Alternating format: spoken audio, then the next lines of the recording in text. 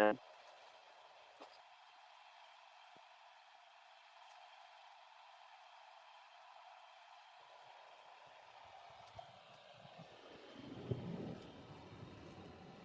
Gonna make an executive decision and get caffeine.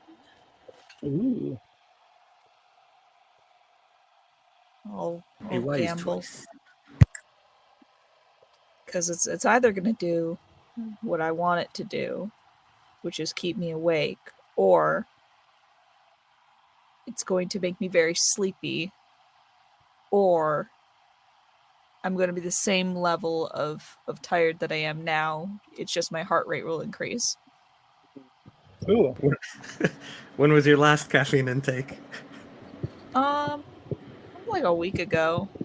Oh, okay. Yeah, you should be fine. Yes, I'm fine. Like, I've had caffeine and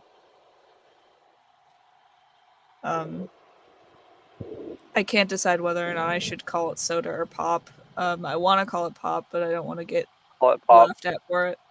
Cool. No, I call it pop. Yeah. Yeah, but if you don't want to be laughed at, you should call it soda. No, I'm just kidding. It was so difficult to watch that poll for soda to win. I wanted fizzy drink to win. Fizzy drink.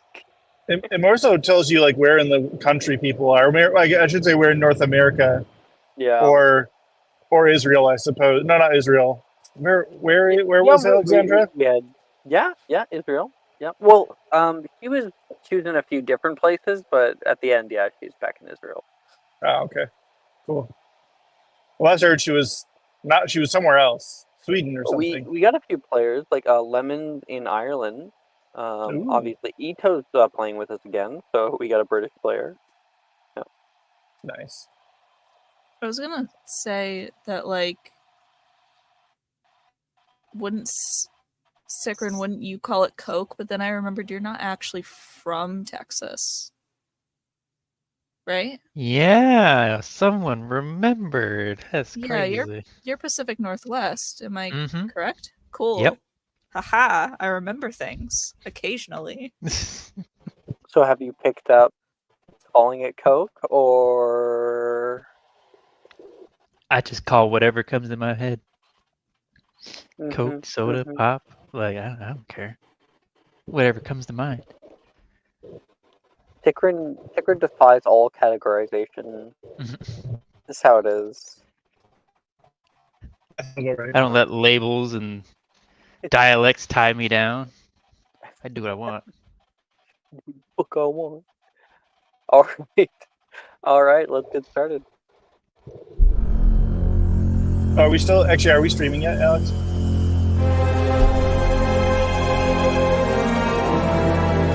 Yep, we are.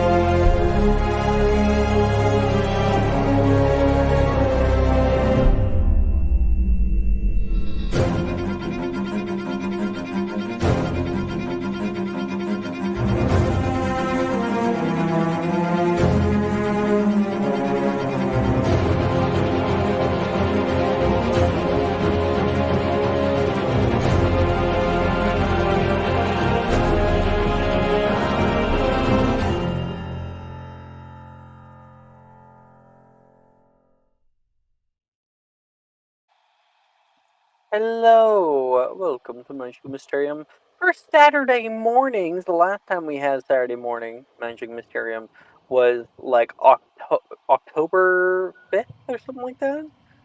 So it's been nearly a month, but we are back. Mike, did you have like a question or something? Are we streaming yet or? No, if you didn't hear my rant, I'll rant later. It's fine. Okay. So last episode, since it's so long ago, we had clubs. We ran through a bunch of different ones, and a few of you guys were able to get off your own clubs. Like Callista got the Pocket Monster Fighting Club or something. Hell yeah. Yeah. And many others got to go out for a lot of fun. We had, I think, a a leadership fight for the potions club, and I think Will just ended up starting his own potions club and then stole their sign-up sheet, and so now Will is the owner of the usable potions club, the only one that actually got ratified. It was like Potions and Entrepreneur Club or something, right? There was an acronym. Yeah. Mm-hmm.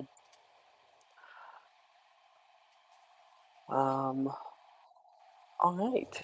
And one major difference is that Slughorn did not announce his retirement. Sticking around. Yes. You all make your way to the grand stone halls of Hogwarts School. The air is filled with the scent of freshly conjured parchment, distant clang of potions ingredients being prepared down in the dungeon. You move with purpose towards your next classes, furtive glances at the many portraits that adorn the walls all around. There's a levity that has hit the school that you have not seen for quite some time.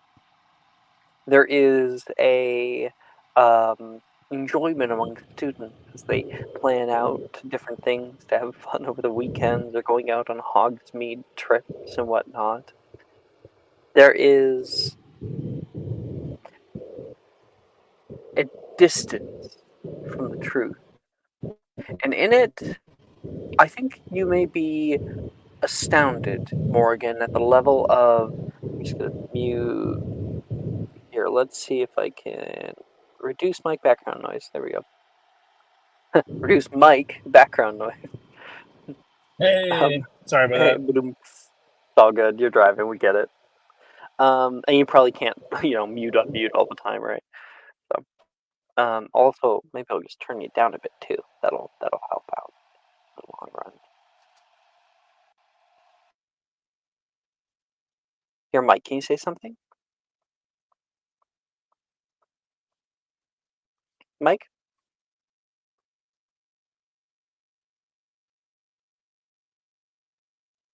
Mike? This is weird. Turning off. Hey, if you're messing with the microphone, stop it. It's me. I'm doing it.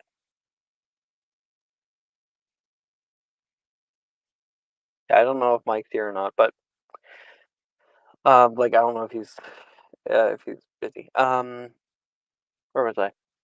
Right, Morgan, you are astounded at how well ignorance truly works.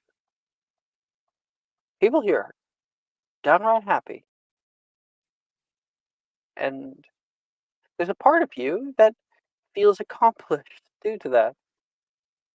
But you also understand what kind of thing you've done in order to accomplish it. And that weighs down on your chest. Callista, as you guys are walking into herbology class, you can see Morgan, very distant, looks completely dissociated. She'd be pretty easy to sneak up on. Yeah, she's gonna. Is this a first morning class? Yes. Oh, yep. So she'll walk over and like place some sort of hot beverage there. What she'll find out later is gonna be like let's see. Yeah, she's gonna favorite the chocolate latte and just kind of set it down and sit next to her and just be like, "You missed checking at the latte machine." Morgan, there's a sweet wafting of flavor that comes up into your nostrils, and the sweet, similarly sweet expression of Callista sitting beside you here into the greenhouse arboreum.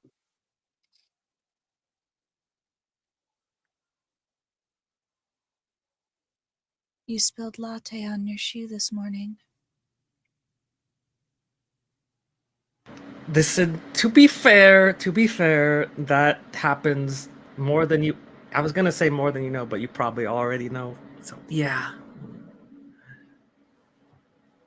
We all know Callista's a bit of a klutz. Taylor says, coming in also drinking a latte. Okay, yep. Get it all out of your system. You don't need to be a diviner.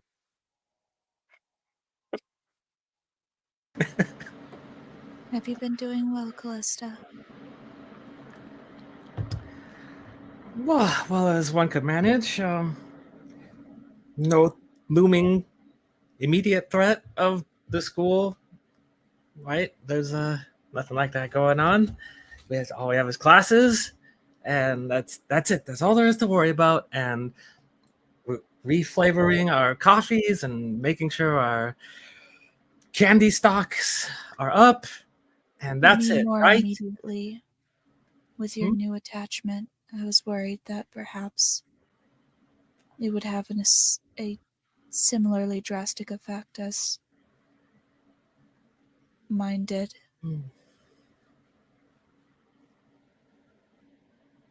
Out of character question, has there been anything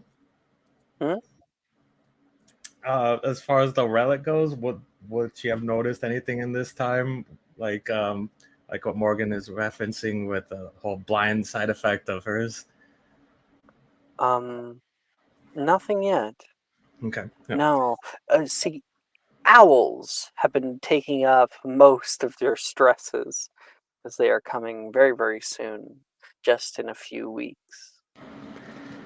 Yeah, I'd say the biggest drawback of mine is definitely it's just a little bright sometimes. So I gotta put on some glasses. Transitions. That seems nice. You're also much warmer. Temperature's gone up by a few degrees. Is that right? Mm. Will, you walk into herbology class first time, all geared out, ready to work hard. You can see the arboreum has been taken over by an odd blue flower. Morgan and Callista are like hanging out in here, seemingly unperturbed by it, but goodness, it like is crawling up on the walls, over the floors and tables. And from nearby, yeah, you can see Morgan and Callista hanging out.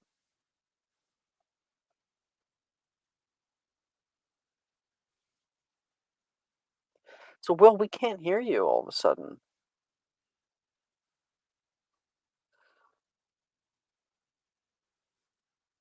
I was messing with it, and I just turned off automatically adjust mic volume, and it. Ah!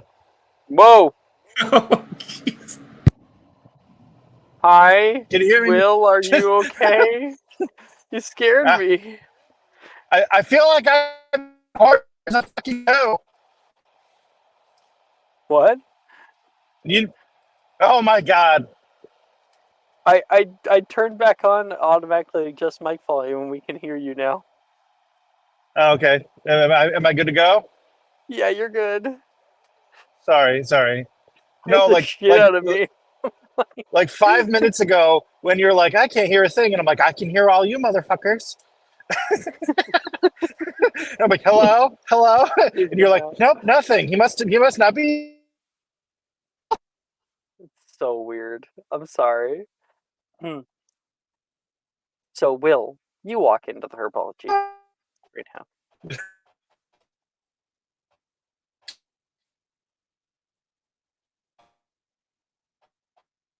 I really hope that he's not talking right now because we can't hear you. Oh my Don't yell god, at me. no. I heard Oh, you break. no, we Yeah, can hear you. We can hear you. You're I think breaking your up in a Wi-Fi. massive way. Like I you're think Some your cutting reception. out.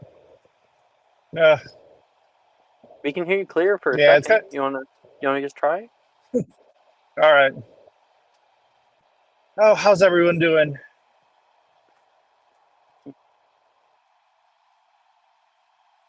Oh Morgan, god, this isn't gonna work. No, we can hear you. I just don't know why they didn't respond. Morgan, Callista.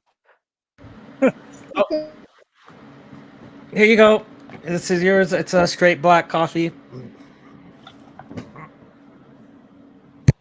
No Irish cream? You supply that yourself, don't you?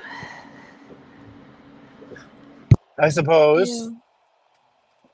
What, Will? Do you want to become like Professor D? Drusilla says, coming in. No, just like a little bit of extra in my coffee. And he's gonna pour something from a flask into his coffee. It's not alcohol. Something even worse. It really no, it isn't. It's eggnog. And just the season, you can hear Drusilla say. Taylor like looks at her like, what season? Spring? No, like in Australia. You can enjoy a healthy eggnog all year round. Oh yeah, I heard it's super weird in Australia where it's like warm during Christmas time. So it's like, how does that even work? If Santa has to go there during Christmas time, he's gonna just die of a heat stroke.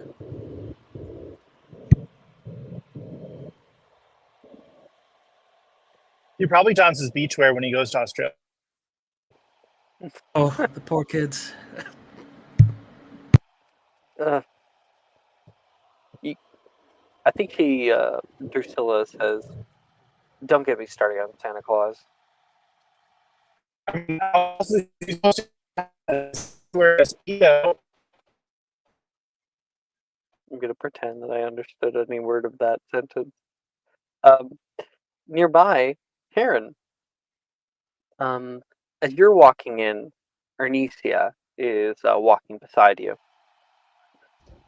So after Owls, kind of got like a big thing going on. I was hoping that you might attend. Just a raised eyebrow. Now, What's going on after Owls? none of your fucking beeswax, Big and Wild. Oh, He turns back. Drusilla will whisper into your ear. I think she's talking about the lake party. So we're all oh. going to be kind of getting together for a big event to celebrate the end of Owls and whatnot.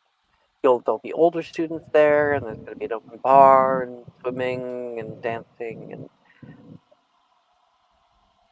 An open I wanted to bar. extend the invite. Yeah, are you are you a fucking busybody? Ernie's yelling back at Will. No, I'm not terribly busy.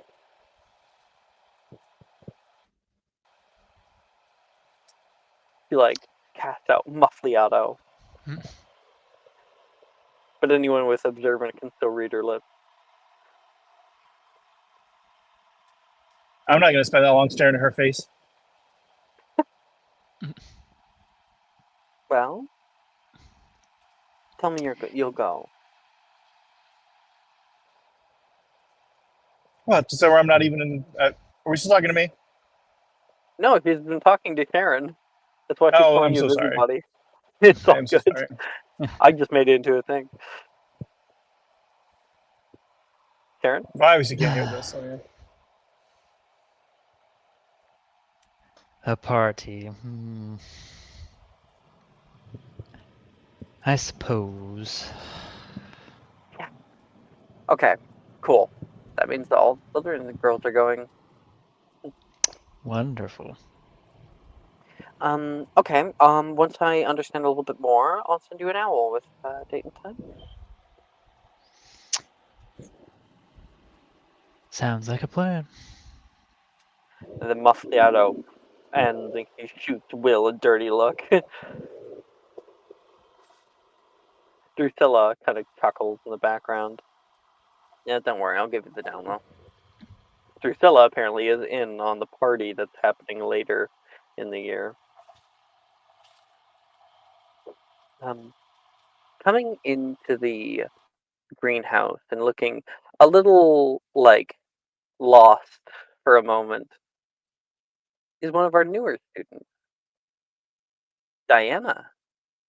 You Mhm. come in here and you can see this odd blue flower that just covers everything down here. A few of the students like are walking over them and not really sure what to do with it. You can see, you can see the group of students ahead of you. Um, they seemingly are your class. Uh, so can I recognize the flower? You can make a herbology check, yeah. Okay. Uh, 18? Yeah. These are wild bluebells. You don't know a whole lot about them, but you know that they're rare. Okay. I'll pick one up and sort of carefully look at it and then keep it in my pocket. Go down and like give a little pick yours, and the moment that you pick the flower, you watch as many of the flowers around here react. They kind of like suddenly shift and move on their stem. Hmm. Oh, hello, class. Please don't disturb the blue flowers. They're important to today's lesson, but it seems they may have gotten a bit carried away with themselves. You can hear Professor Longbottom call out from the other side of the room on the balcony. Um, he's just exiting like an office up there. He walks down the circular staircase, trying his best to walk around the flowers that have curled up the edges. Um, you can see the whole class struggles as people try not to step on any. You can see Macy and Rin have to literally restrain themselves from picking them. You, Diana, have one. Mm-hmm. No, can anyone tell me what our little friends are called? He says, coming down into the main area. And And Oh, that'll be a D6 to Morrigan for herbology check. is someone roll mine? Oh yeah, I'll roll yours. 1 second. Sorry.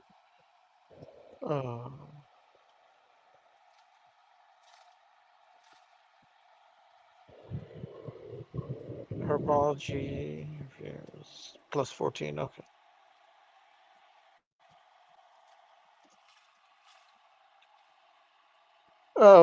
Will got a 26 and Nice.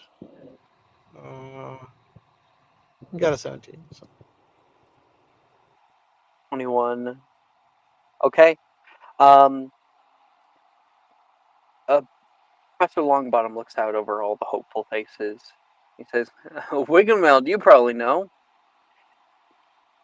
I said it a moment ago.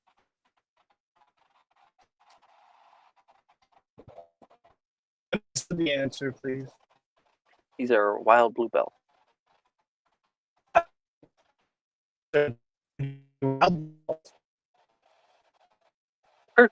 Precisely. Good eye. 5 points to Ravenclaw. Sends off toward you.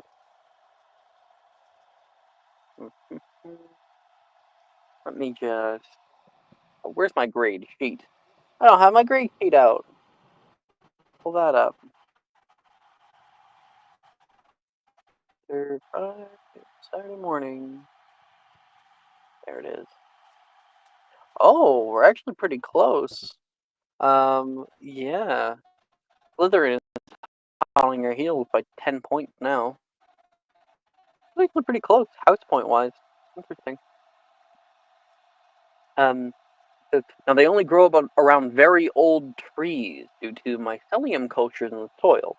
But how how did you manage?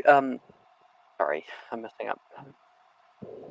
I need to do like a little thing here. I think Juniper is supposed to say this. So Juniper says they only grow around very old trees due to mycelium cultures in the soil. How do you manage to grow them everywhere? Juniper asks. Well, I found them in the forest by a dead tree.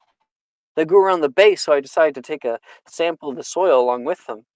They're starting to die, and I used a rejuvenating potion. And, well, this happened. Neville gestures around the many pots and sports sapphire-colored bells on every nook and cranny. Morrigan, you see something move beneath the table by your foot. Something soft and green pulls into the safety of darkness below. Do you want to make me a perception check? Sure.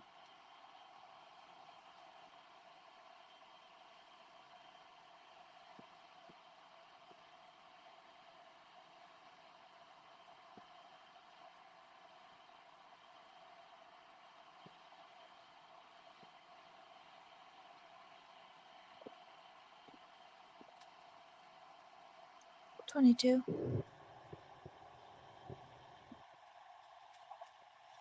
You can't see it very well at first. Soft moss covers whatever it is. Odd twigs jutting out of its fur. And then you see two white dots flick open, glowing in the dark, like little eyes that startle at your perceptiveness. You hear as it runs straight at you. And it's not alone. You watch as the entire classroom becomes overrun by what looks to be shrubs, walking on two stem-like legs, now running about the space and knocking over people and plants. Whoa! What the? Brett jumps. Neville gasps. Gemma raises her wand. No! Neville grabs her wand. They're Breewalkers! A moment passes, and all the walking shrubs seem to find new hiding spots. You can see one hiding behind a potted sapling by the wall. I can't believe it. They must have been attracted to the bluebells. I heard it had a connection to the Fae, but I never knew it was true. All right, Professor Longbottom has an idea. Let's see if we might be able to help our little guest feel more at home. Hey? There's a rejuvenating potion in it for the person who can catch one of these little guys without hurting them. They're very delicate.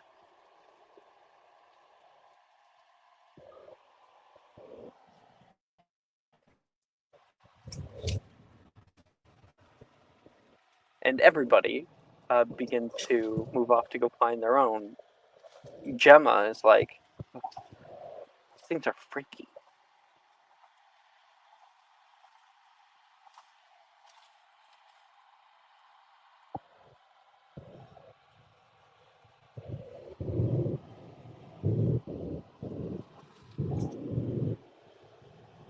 Morgan, how do you react?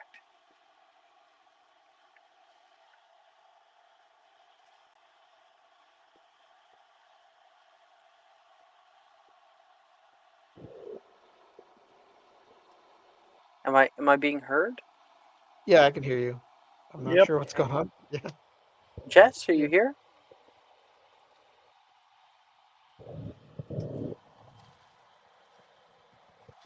Maybe she just left her computer for a second. Okay.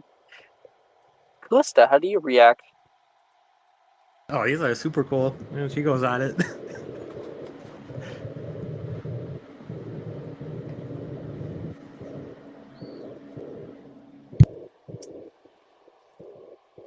All right, everybody, go ahead and make me a perception check.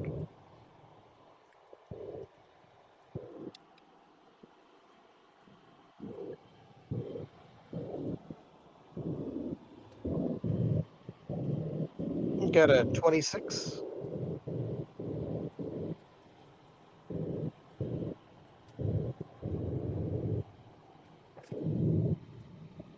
26 for Diana. I'll roll for Will as well. So that is perception 15 plus for me.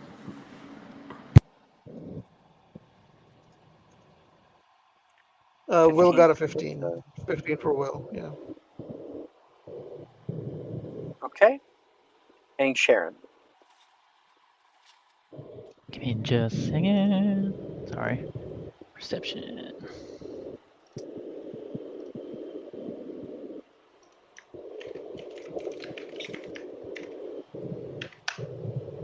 As a 13.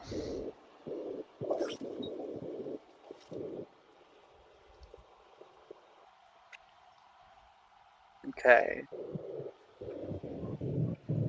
Did Morgan roll? Don't think so. I don't see her.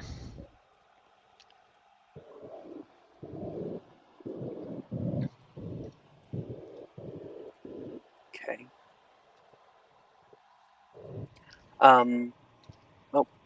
No, she's typing.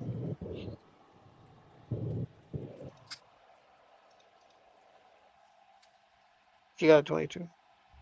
Looks like everyone succeeded. You guys head off into different places around the greenhouse. And Diana, I'll Mhm. follow your exploits for the moment. You walk into a door left open out here. You've never been in here. Huge, beautiful place. One of the new things that they erected at the start of the semester, a large greenhouse, an extra one that Neville wanted to keep a few larger plants. And you can see different biomes in here that have been created.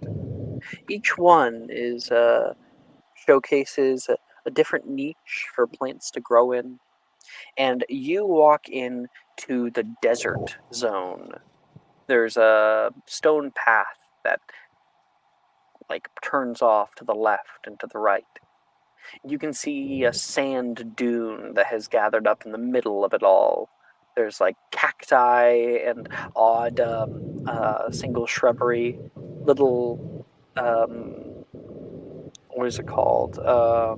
Tumbleweeds and whatnot, and even little animals that do live in here, tiny like scorpions and whatnot. And you look around for something like a bush. Mhm. Shouldn't be too hard to find. And then you can see it on the corner, nestled into many of the other cacti that are out here. It has gotten itself wedged inside there. It's going to be a little difficult to get out without hurting yourself or it. Make me a herbology check. All right. Oh my god, that's a crit fail. Take Oh us out. no. Oh, sorry. Thank you. Thank you. uh, that's a 2. Better than one, I guess. Yeah, it is. Yeah.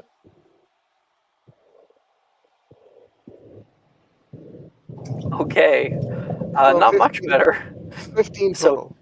Diana, you 15 Yeah, I on a have expertise. 2? Oh, Yeah, I have. goodness. Yeah. Okay. Well, it's these. So, That's why I wanted to be a nat 1. you you hop up onto the raised area where these cacti are. Ooh. And you try to get into a little place, but it's difficult. There's only one tiny area that you're able to stick a hand in. Down in there on your hands and knees, trying to be quiet as you approach it.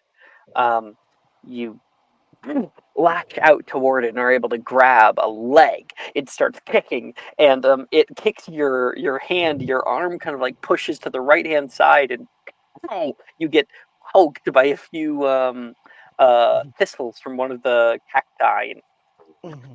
pull Ow. this Bree Walker out. It's currently hanging by its leg underneath of you. Mm-hmm. It's only lost a few leaves here and there. Okay. Mostly Cool. you who took the damage. Yeah, that's fine. There you go. That's Diana. Callista, you head into a new place. You can see a hydroponics area. There is large tanks of water, greenery that stands up like normal around the way here. There's these odd metal pipes that hold water and send them down from above. You can even see fish down here that are working their butt off, little algae eaters. It's beautiful. And then you hear this very slight resonant clang of some kind of metal. You look up, and it doesn't take you too long until you can see a Bree Walker currently walking a pipe like a tightrope. You're not really sure how it got up there. What do you do? Kind of just like looks up, but it's like, how did you get up there, little buddy? Let's see. How far up is it? It is 15 feet up. You know what? Perfect time. We're in the hydroponics area. Mhm. We're gonna summon Lapras and just have Lapras like put their head up there. All right. So, what's the incantation again? Can you yell that out? Yes, the incantation. I'm gonna pull it up. Boom, boom, boom. It is Animatus Pocket Monstrum. And you kind of are able to throw out that light tungsten bolt.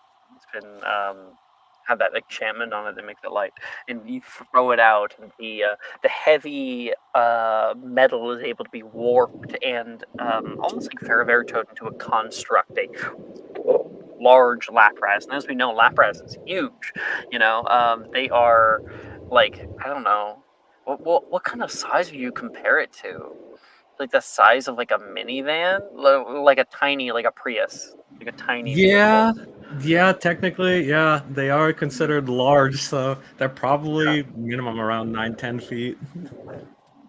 It hits there into the middle, and you can see like the long flippers from either side, the long neck, and the horned carapace on the outside. It makes its little noise, like, and it looks up at this thing. You point, and She like pats uh, it. And she's like, "All right, Blueberry, go get it." I think like mhm, it's going to cast out like a water spout. So it cranes its neck up in order to get into position very slowly, like a almost like a snake, and then spits out a long stream of water. Quite a bit of psi to it. It hits the side of the Bree Walker. The Bree Walker falls, and you're going to go catch it. Make me a herbology check. Already.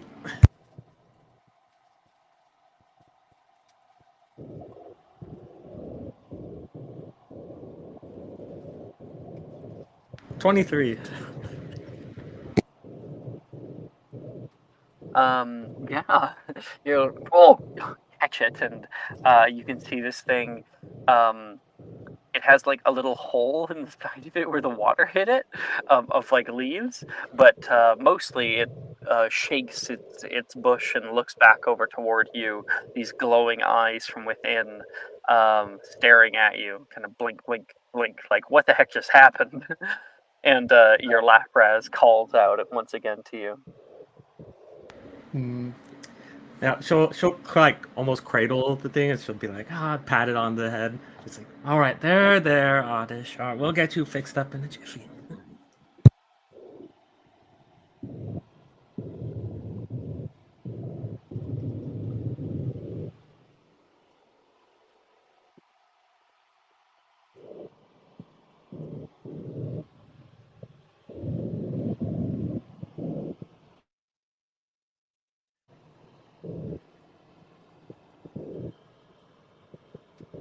Okay, Sharon, Yes.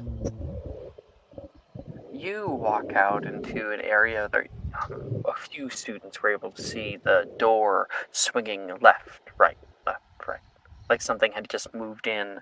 It's one of those doors that don't quite lock.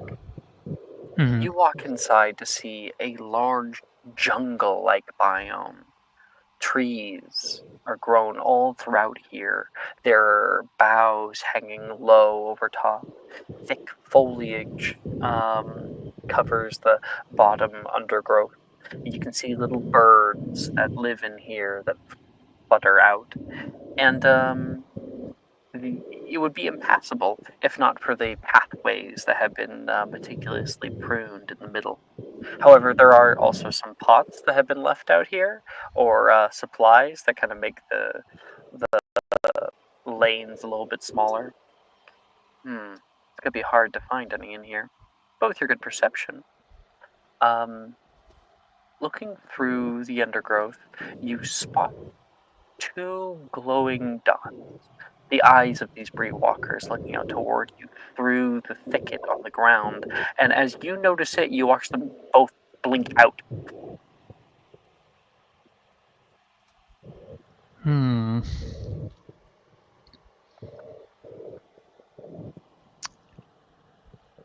Let's see. Da-da-da-da-da. What can I do here?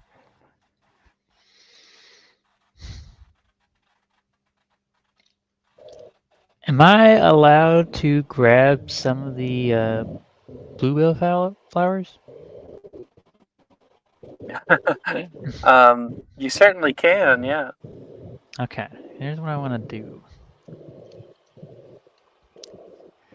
I want to kind of set like a trap for them. I will. Here's what I'm going to do. I'm going to Pellicity Pellis, so they can't see me doing this. But I want to gather some bluebell flowers, and then I'm going to and kind of like set them in like a open area. And I'm going to stand fairly close by, and once I'm going to like radiant action, or whenever they come by it, I'm going to inanimatus conjurus like a wicker, like a thatch yeah, basket, yeah. yeah, and just drop it on them. Awesome. Go ahead and roll me a herbology check. Oh boy. Inspiration, Secret. Thank goodness. Herbology.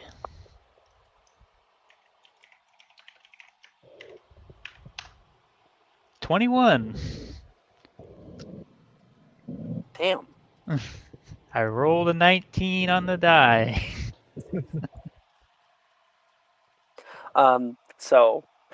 Sure enough, like gathering some of these bluebells, setting them down, you do see like the reaction from the entire area when you do so. But you're able to gather them in a little pile out in the forest here and stand nearby, pressing yourself up against the tree. You wait patiently, holding your wand at bay. The eyes of a predator calling out for its prey, and soon enough, you do see the rustle of leaves as an entire bush walks a little bit closer over toward you. You wouldn't be able to find it otherwise. It would have been able to dart quite easily into the anywhere it went. But like this, it hunkers down and you watch it, kind of like what you can only describe as a sniff, even though it doesn't have a nose exactly, but you can see it pull down and then kind of like shake its leaves violently. It seems to really enjoy these. Either that, or it's pissed that you plucked them all. Either way, inanimatus conjurus. The thing looks up and boom, a wicker basket entirely encapsulates it. The whole basket is like moving left and right. Pop, pop, pop, pop. And then I'll just kind of like, what spell could I use for this? Yeah, actually, I'll just incarcerate it to like kind of, flip it over and close it. Absolutely. Black bands wrap around it from bottom to top and kind of create a lid for your basket. You walk out with it underneath your arm, happy. Will, Yes. you walk into another one of these biomes out here. This one's up on the second floor. You look down and can see a vast river hefty stones are pressed up below you, and you're kind of on this railing up above. You can see there are cattails and different river plants that are growing out here. And you can even see a huge rock wall with a indoor waterfall that comes down into a pool of water. You did well enough on your perception check, and so when you're searching out here, you notice something move. It has pressed itself pretty well into the side. These things are really good at camouflage. Um, and it has pulled all of its leaves kind of into its body to become more compact. Um, and it looks like oh, it looks like flowers that are pushing up at the side of the rock face. It's kind of right next to the waterfall, but you can see it inch closer and enjoy the mist that hits it. Kind of shivers. Is it a beast or a being? It is a plant.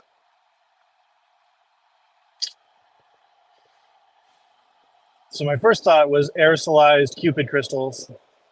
Mm. Yep, they don't breathe necessarily. You know, Most of your stuff doesn't work on plants other than regerminating potion and herbicide potion. They're a unique type of creature.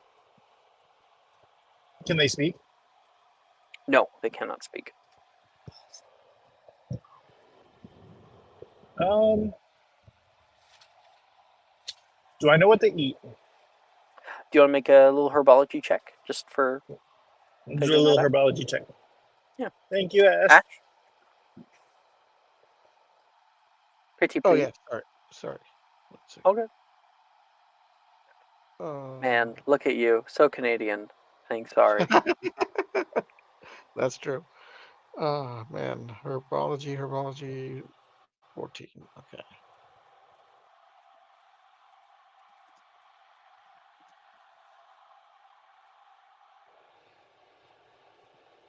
Avre is stuck. Oh no, you got a 30. Like, 30? yeah. Nice. So yeah, Will, you Damn it. know all about these things. They're one of the most interesting creatures out here in the Forbidden Forest, at least when it comes to plant types. These plants are known for walking around, specifically because think of it like they enjoy good soil, and if soil becomes depleted, they just move to a different soil.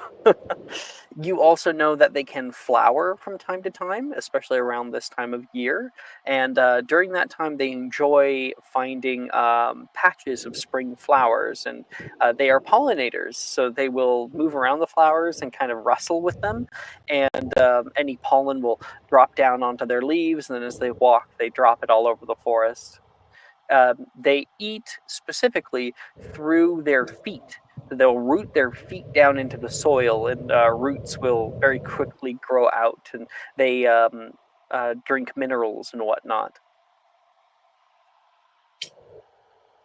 Their eyes, so to speak, are not exactly eyes, but they have a um, little glowing eyes because the glow reflects the light or like the color from flowers, so they can kind of see the color of flowers only, and that's how they're able to go and do their pollination.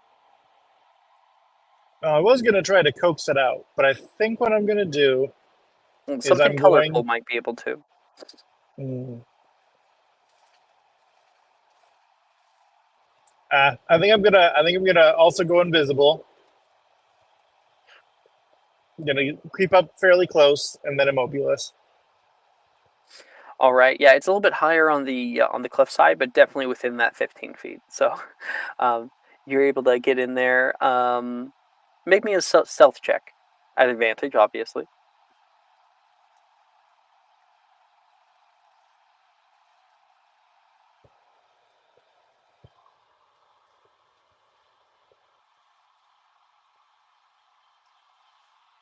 You got me, Ash. I'm not used to this. Sorry. Just Sorry. Yeah. Just I'm just like, yeah. is it quiet because you're going to type, or is it quiet No, because no. everyone's Just like, not. oh yeah, just someone else gonna roll a check? Yeah, it's because like I'm not used to rolling other people's checks. So No problem. I'll give. I'll I'll just let also you. give I'll just ping you from inspiration to now on. Ash for sorry, what? being. I'm gonna give Yeah. you Awesome. inspiration, Ash, Oh, thank you. for helping out. One second. So what was the roll again? Sorry. Stealth Stealth. at advantage. At advantage. At advantage. Okay.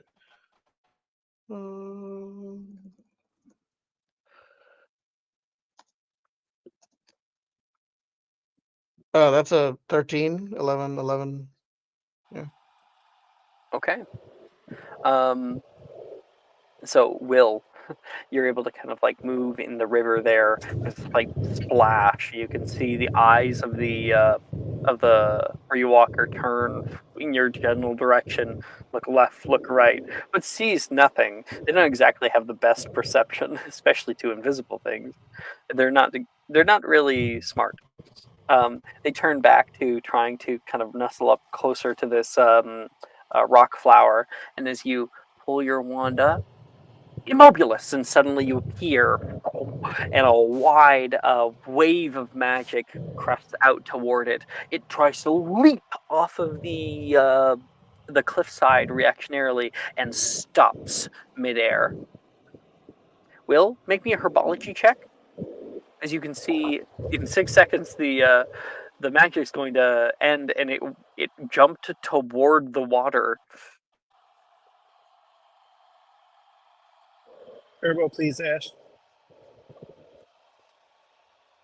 Oh, I'm so sorry. I keep You're up. forgetting Herbology check. No, herbology. I will just I will always just say your name and then a check, Oh, okay, just in cool. case. Ash I check. can't tell if you're typing, so I'll just always say it. Don't feel bad. Thank Yeah. you. Herbology check and not an advantage, right? Just straight. Yeah, just straight. Yep. Min 6. 17. So, Min speed at least. Min 6, so 20. 20. Okay. Will's like, you take a few steps into the water, getting like up to your shins wet, and you're able to catch the little Bree Walker down here. The moment you do so, you use your wand and are able to bound its legs together so it can't run away. There you go, little guy. And you kind of hold it like a torch by the legs. Can I take a clipping? Ooh. Make another herbology check, Ash. All right. That's another 20, I guess, because it's. All right. Yeah, you're able to clip off a little stem there, and you take it around part of the older like top boughs. They're very copious. They're very many, so it probably won't miss it too much. And even because you got a very high herbology check, are able to produce some spellotape and wrap it around to make sure that it doesn't get infected or anything like that. So you properly care for the plant. And then you've got that one. You can place that into like a little beaker for yourself for later when you want to graft it onto something. Awesome. And that's Will. You around, Morgan?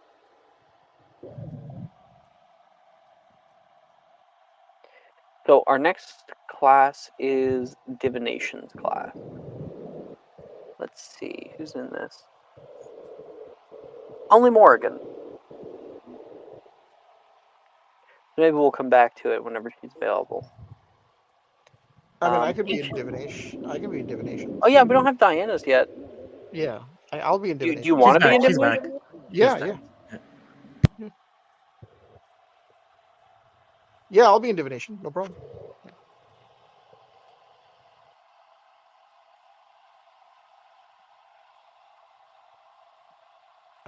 Can anyone hear me? Hello? Yeah, we can. Just 1 second, please. Oh, okay.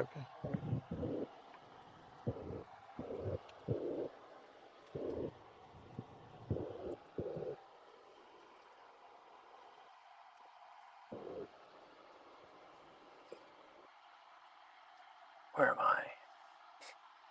Stepping into the study hall, the room is practically pitch black. Huh? You walk into the divinations classroom, and the curtains have been pulled shut over the high windows. And to the side of the stage, Professor Trelawney rubs her eyes in pain.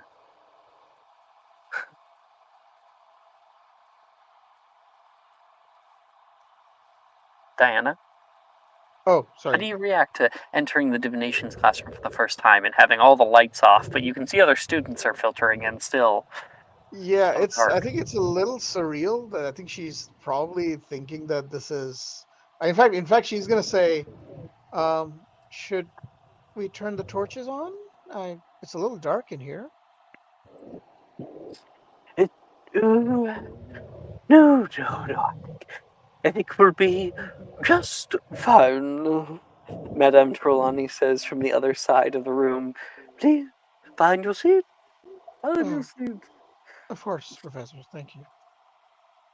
I think from up there, oh, wait. Let's see who's in this class. I gotta pull up the class list.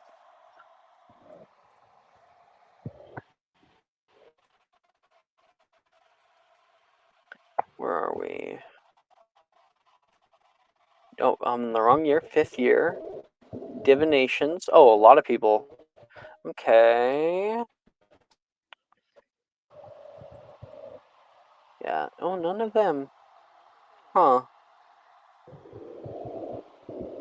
Okay, then. Diana, as you enter into the room, you can see a few people are sitting down. It seems to be about 2 or 3 to a table. And as you walk nearby, you're able to find one of your housemates. Darcy is here, sitting with Nate. Hey, Okay. Diana, you're taking this class? Yeah. I am. I've always been somewhat interested in divination.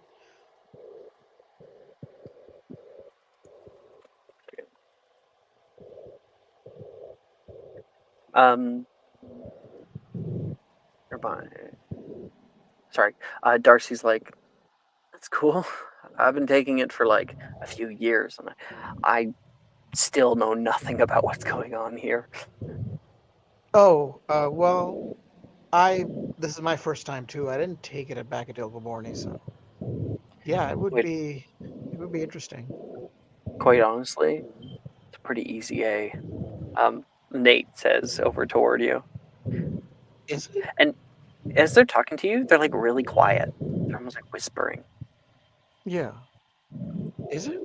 Like, is divination that easy? Really? They look toward each other and kind of stifle a laugh. She always has us write down what we experience, and for the most part, I don't experience anything. But if you write down something, I don't know, scary or life threatening that you foresee happening, Darcy completes the sentence. Trelawney eats it up. Oh, so you guys just make stuff up? Yeah. Hey, Darcy says, wait, no. It would be Nate. Nate says, hey, my mom's happy. I'm just getting high grades. Oh, oh, I see. Yeah. Thanks for the tip. He kind of awkwardly smiles. Definitely not like what she expected. Morgan, are you back? Yep. Okay. Up the ladder towards divinations, Logan is like, speed it up, Morgan. You're like on the ladder right now. You look down, Logan and a few others are waiting.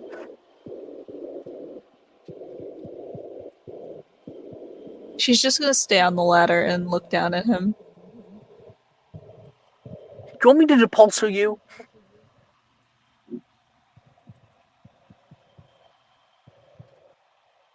You're missing your back molar on your left side. You're looking in my mouth?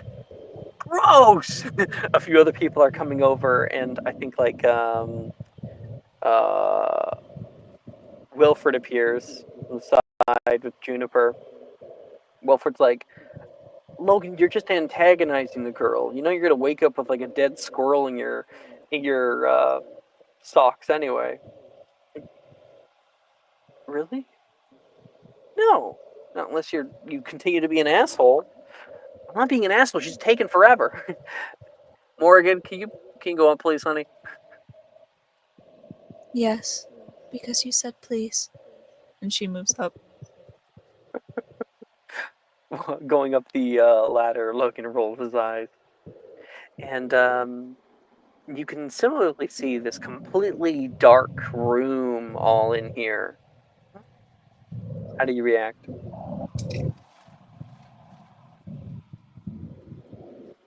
She just moves through to find her seat. I don't think she gives it much of a thought or reaction. I think Can that I? she believes that this is just one of Trelawney's bad days, possibly. Can I wave Morgan over? Because she was one of the few people I met last time. Yeah, if you'd like. Hey, Morgan, Hello, Diana. do you want to join us?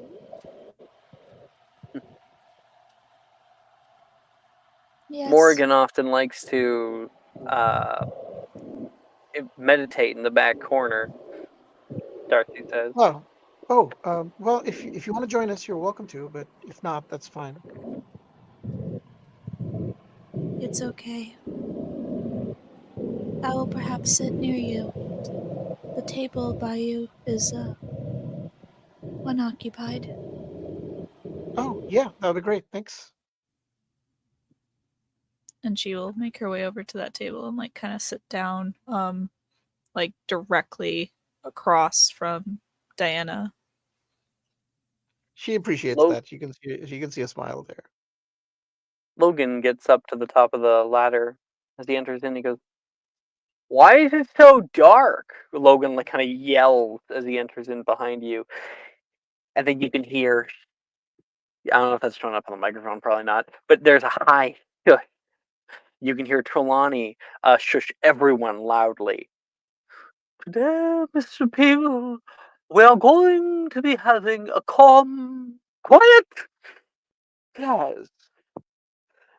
Bright lights blind the user of the second sight. You see, darkness is where divinations may be more readily become seen. Who turned out the lights? You can hear Wilfred blurt out, entering class moments after Logan. Mr. Gideon! To the back! What? To the back. Alright. Trelawney rubs her eyes with a deep annoyance. Today, everyone, we are going to see beyond sight and speak beyond word. Let us have the practice in meditation. Grab a partner or two from the remainder of class. You will attempt to speak into their mind without speaking physically. Good luck. I will commune with the darkness. Yes, this is what I will do. Trelawney places her head upon the table and does not move or speak for the remainder of class. Diana, since you're new to this class, do you want to make me an insight check? Yeah, sure. I will make an insight check. Second. 15. 15, okay. So, the 15? That's definitely weird. Definitely super weird.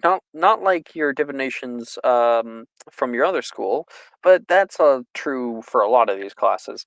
Madame Yeah. Trelawney asking for complete darkness. I mean, you've never had a divinations class in the dark before. There may be some kind of ulterior reason as to why. But you're not sure. What's going on? Is she okay?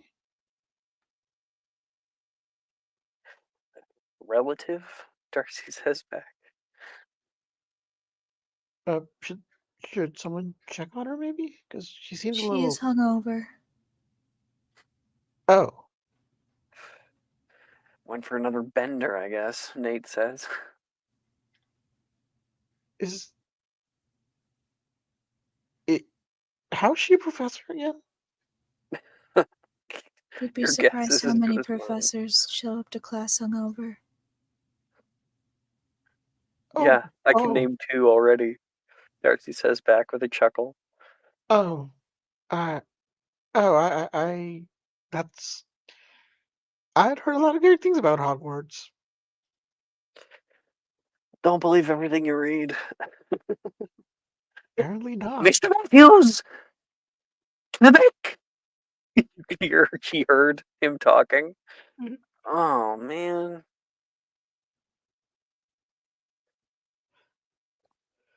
Careful.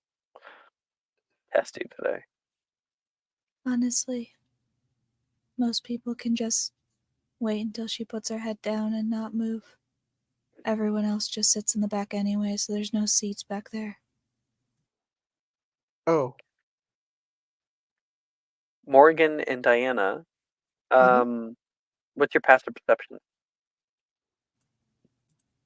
mine is 18. 23.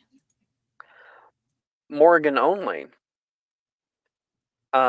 You can hear as the class becomes silent and people settle into their new mind reading thing. Totally crazy. You hear the slightest of sobs coming from the teacher's desk. Trelawney is crying.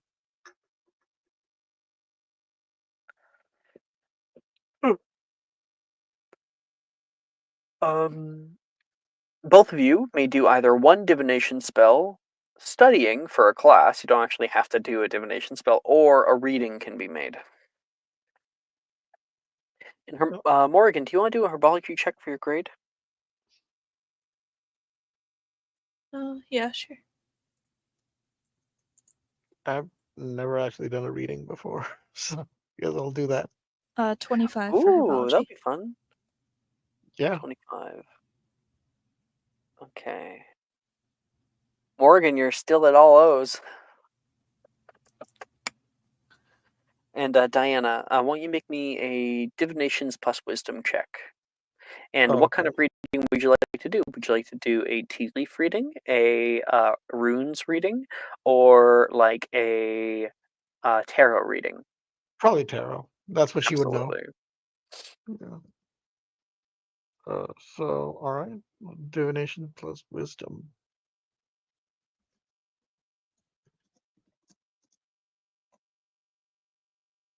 That's a 16. That's not bad. Wait 1 second. Opening up a little thing for myself. Mm-hmm.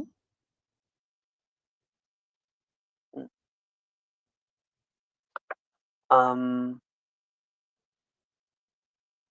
I think like people are doing stuff. Darcy looks over toward you.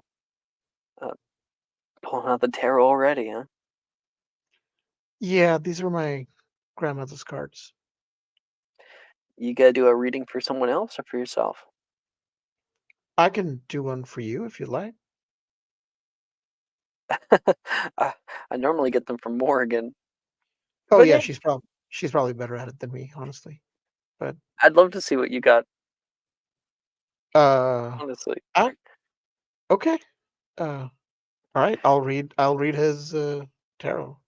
All right, so there is, I believe, double check how many all the time major arcana there are.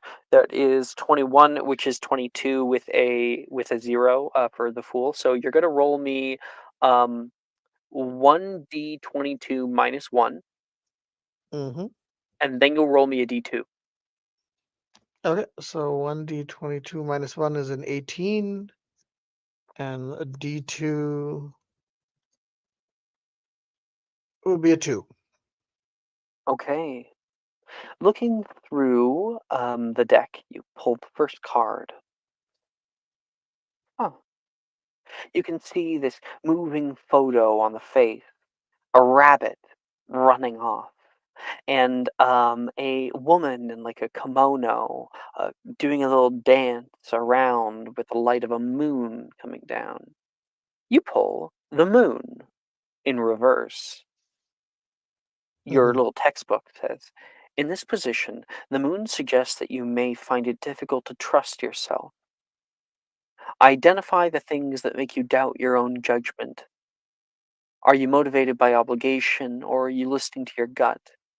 You may need to examine when your decisions are informed by someone else's fears. And this is Darcy's past. How do you interpret that? Oh shit. Okay. God, I've never done this before. I'm sorry. Yeah, I think I think the way she would say is that I think the way she would. So sorry. Could you really? sure. Yeah. Um, he found it difficult to trust himself. Hmm. Um, was he motivated by obligation? This is absolutely perfect because Yeah. you might be discovering right now with a 15 divinations, you get like a little inkling, just a little gut feeling Mm.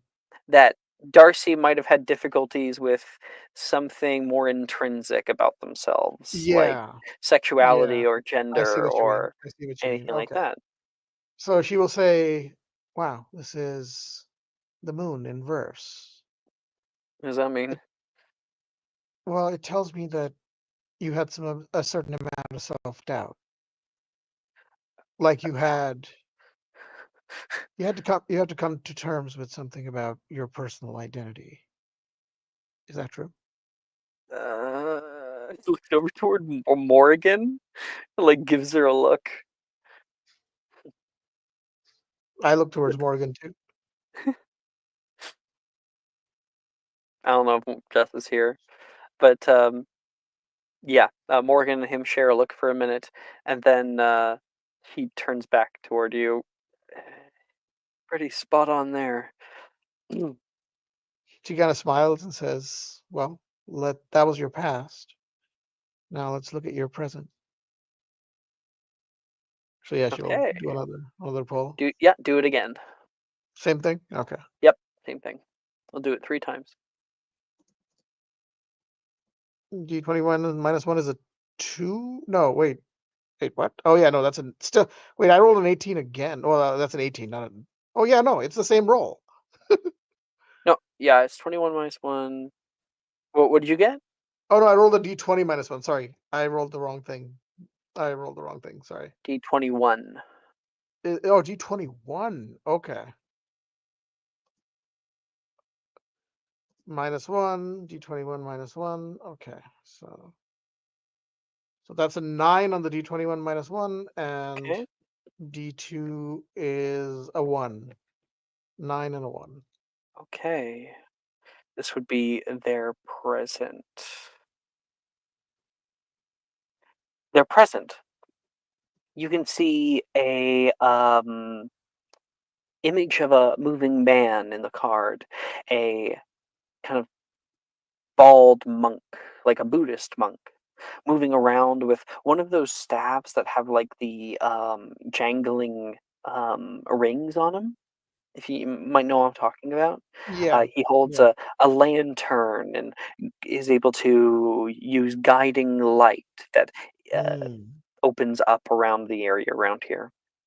So you got 2 on the D2? A 1 on the D2. A 1. You pulled the Hermit, upright. The Hermit is similar to the High Priestess, with an emphasis on seeking the truth. But the Hermit is most concerned with assessing everything that has happened to inform your place in the world. Perhaps difficult decisions were made, but you have largely made peace with the outcome. The hermit represents a need for introspection and retreat.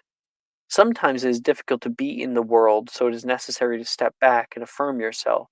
The hermit uses a sounding staff to gently alert those around him that they are moving through a space. The So there were difficult decisions that he's currently making, Yeah. or that he has made, but currently he has made peace with the outcome. Wow, that is pretty close. Yeah. Oh, it is a Mhm. D22. Okay. I rolled a D22 last time. It's a No, I D21 think this. it's a D21. So There are so 22 cards in total in the Major Arcana, numbered from 0 to 21. So there are 22 cards. yeah, so you roll a 21 minus 1. So No, if you you get a roll 1, 22 minus 1. So if you get a 1, you get 0. there the world is the last major arcana card, right? It's a 21.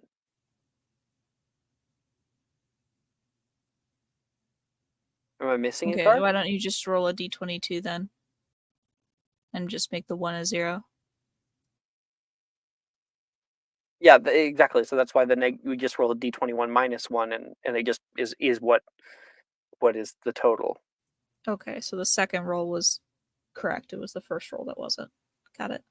Wait, yeah, you need to do a d22 minus 1, isn't it? Because then you can't get the world. Yeah, Yeah, exactly. yeah. D22 minus 1.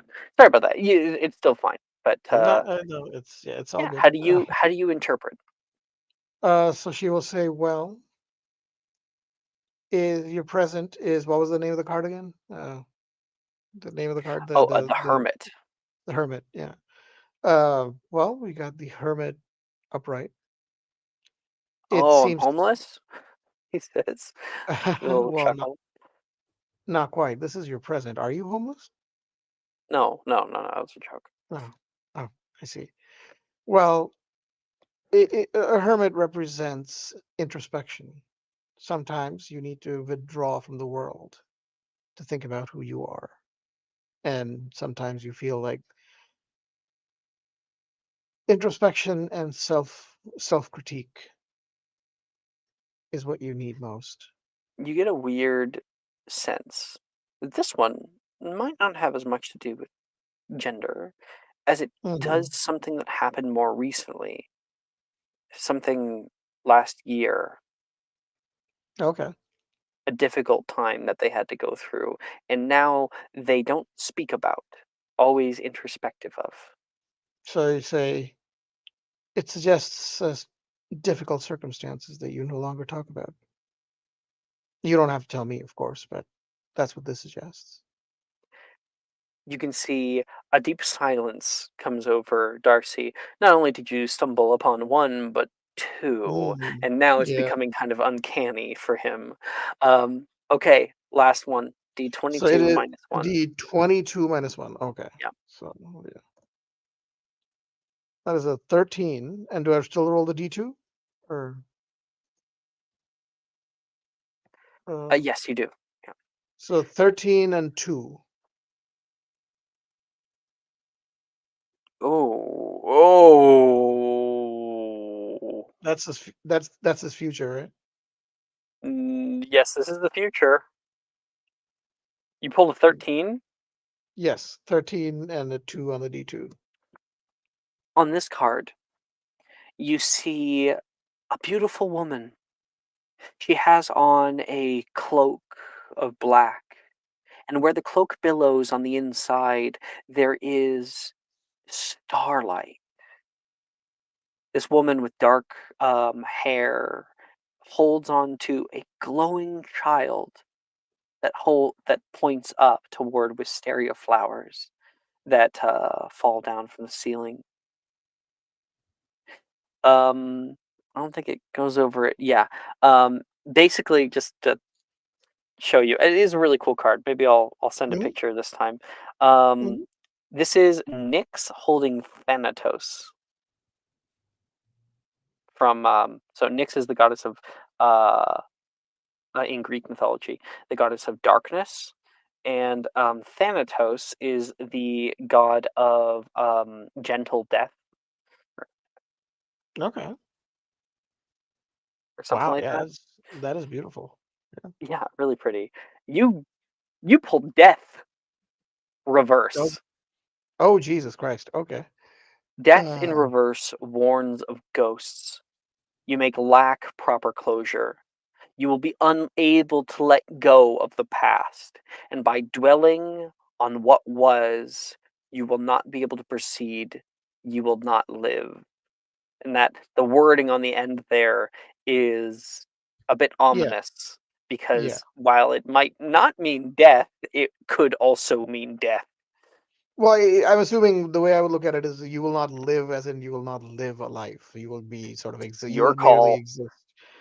Well, Diana's the thing is she's been through her family's been through some shit, so Oh. she has a darker interpretation. Mhm. If you have a darker So interpretation, then you got a 15. Do you want me to give you the real interpretation? sure, yeah, Actual death. please. Oh, okay, You you predict that Darcy will either come very close or will die. interesting.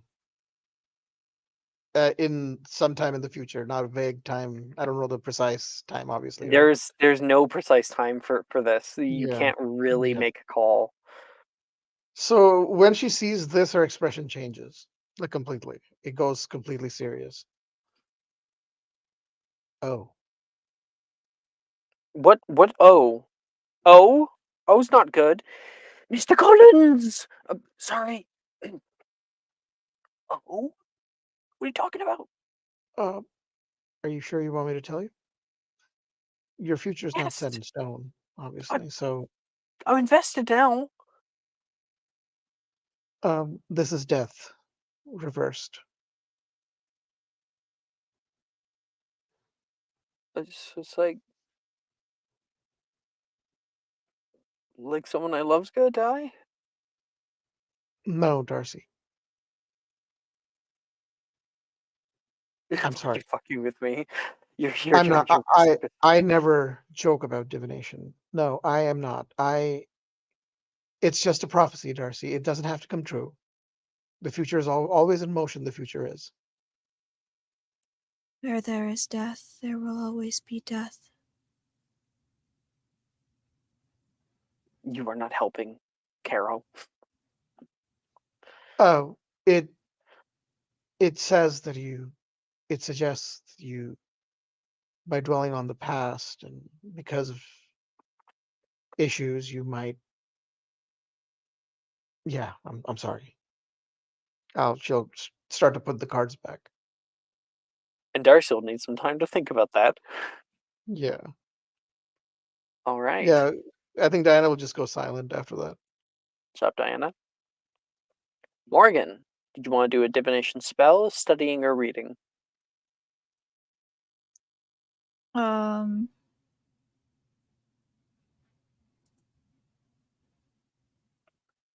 well,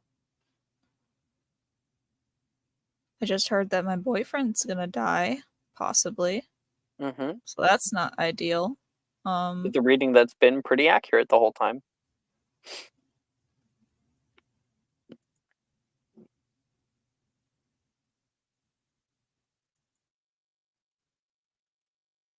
Well, Morgan doesn't know that until she verifies.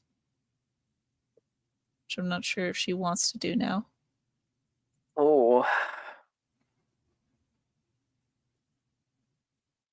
Sorry, Jess, do you want me to retcon that? If you're, I don't No, know. no, it's fine. I don't Oh, care. Go ahead. okay. Okay. It's totally fine with me. Okay.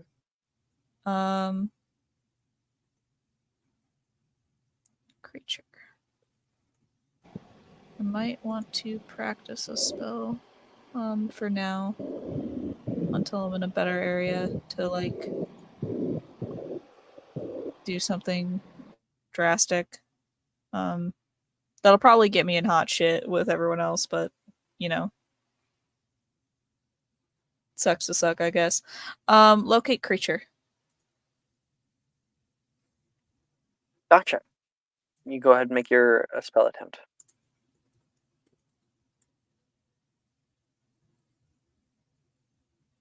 24. All right, keep up with your O grades. I mean, you're gonna do that for divinations, but you know. Yippee! Right. Next we have ancient runes. Let's see, ancient runes. Look like we got Callisto, Will, and Sharon all in that class. Yup, yup. Mm-hmm. So the three of you get 2 spells of your choice with wisdom. Wisdom. I'll Yeah, roll after the break. I'll join the class as well. Yeah, I think I have to double check. It might be 6th year where you don't have to care anymore. There might actually be overlap with 5th year. I have to check. Elective sheet, 5th year. Yes, it is or. It is Oh, divinations or or ancient okay, runes. then never Yeah. mind. Or,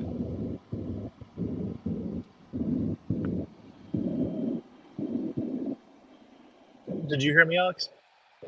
What did you say? I'm gonna do my 2 after the break because I should be home around that time. Oh, okay. If you'd like to. I mean, I can still roll for you if you want, but that's up to you. Well, maybe it's like Will choosing, Oh between yeah, all the yeah, spells. that's fair. Yeah, I have to look up the spells that I want to do, and then I have to figure out, the wisdom switch thing because I hadn't sent you a screenshot for those. So yeah, Yeah. just be easier. Yeah, no worries. Thank you though. Um. So everyone else at least can get 2 of their spells with ancient runes.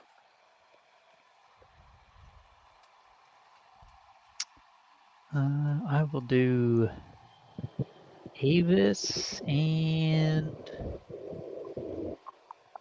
I have it already. I'll do a Bublio.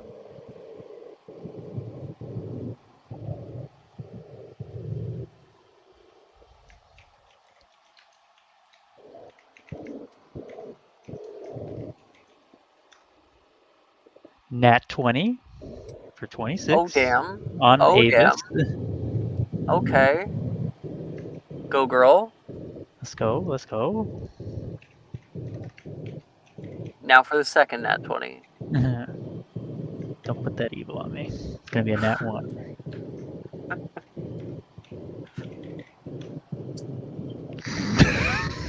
I got a 25 because we rolled a 19 on the die.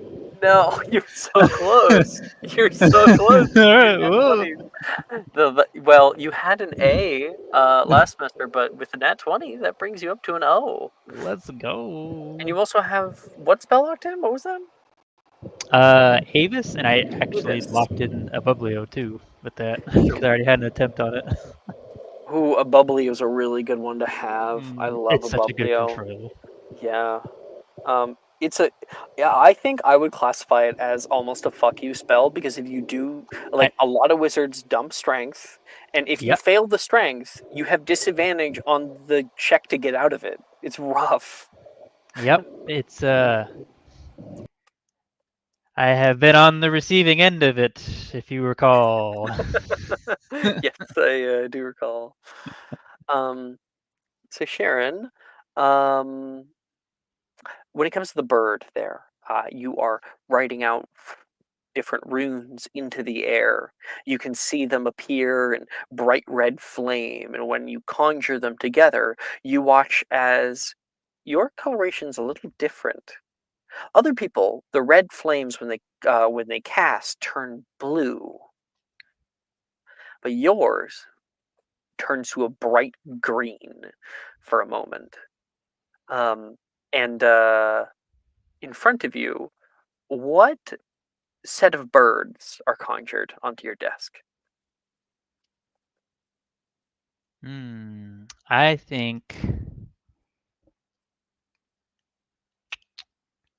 I think some ravens actually appear. Mm, huge ravens. The feathers kind of sticking out haphazardly from different sides, shuffle their head left and right, and you can hear that gravelly screech, and a few of them fly up into the air. You feel a connection to them, Sharon. They're constructs. You're able to control them. She'll kind of guide them around the room. Like, how long does Avis last? An hour. Oh, that's pretty cool. So for the next hour, when class ends and stuff, you got like a murder of ravens that are hanging out with you. I don't know. I know a murder of crows. Do ravens have the same, or are they called something else? I think they're called like an omen. I think that's Called an what it is. omen. Group of Yeah. Oh, you're looking it up. Thank you. unkindness or conspiracy. Gotta love bird superstition. Right. Mhm. I recently just a little out of aside here. I recently heard that in like Melbourne, you'll get magpies will attack you Mm. at times, like at certain times Okay. of the year. They'll like swoop down and attack you. It's crazy. That's crazy. Yeah. Unless, of course, it's one of the many Australian "fuck you" ha-has that they're doing. Because I once fell prey to drop bears from an Australian. But I saw a picture of a guy. He had like zip ties to his helmet to be like bird spikes. I was like, huh.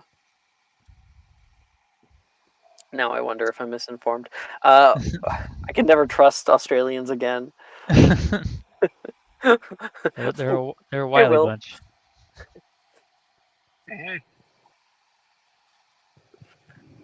Turn you up or try to.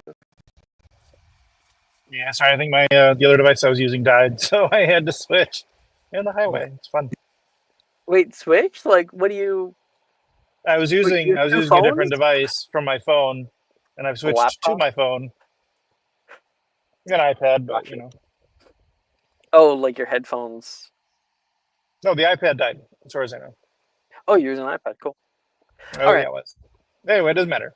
I'm good. I'm Plug her back. in. Use one of those 12-volt charger things, man. Well, the What are you problem is that doing? I have the one, and I'm using it for my phone. So I don't You know. know, just why don't you just like roll on the phone and then you do this and then like you just veer off into a ditch instead, Yeah, why not?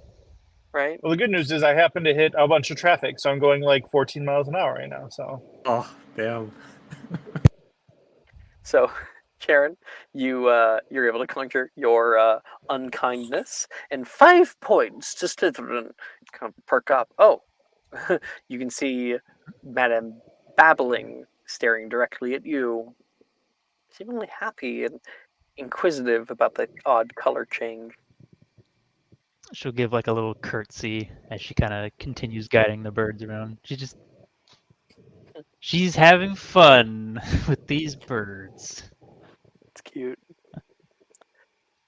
Okay, we still got Callista. I got a nat 1 and a 25. Capacious extremist. Take a subscriber for the Nat one, please, Craig. Thank you Oh, all. that's very nice. Better. 16 and a 25. 16 and a 25. All right. High or low? Second bless me. Hi.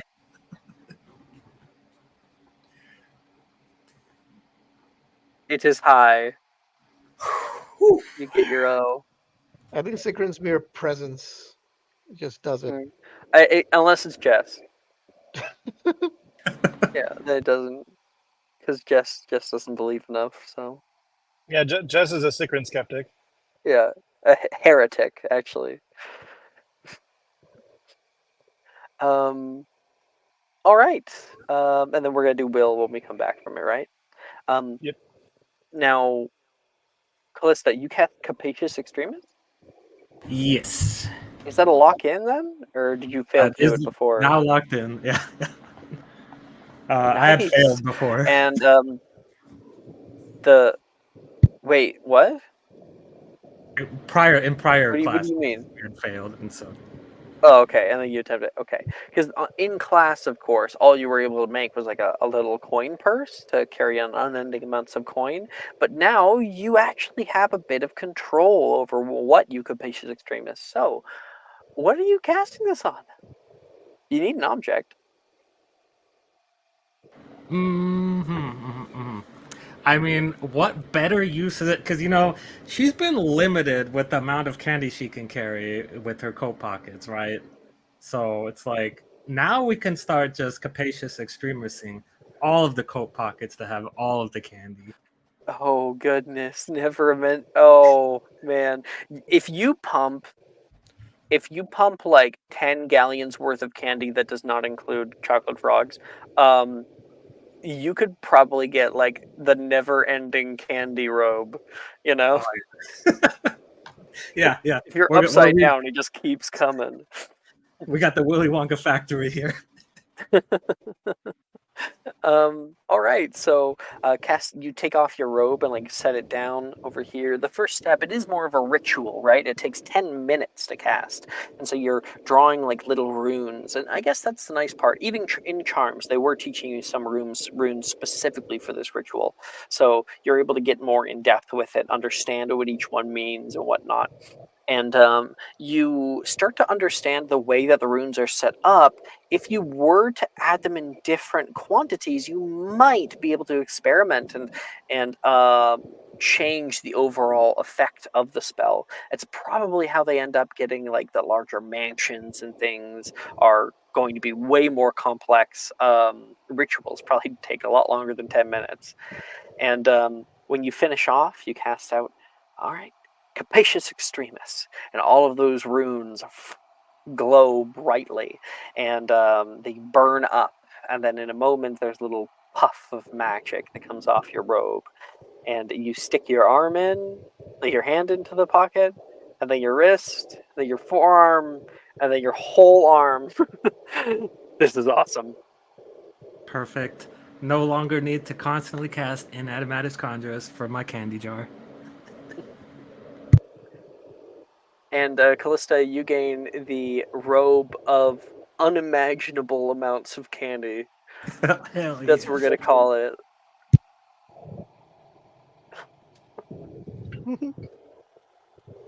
Okay. Like you use like caltrops, you know? Yeah.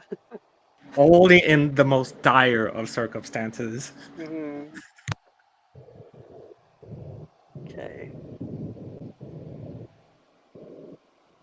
That's you guys. I'll just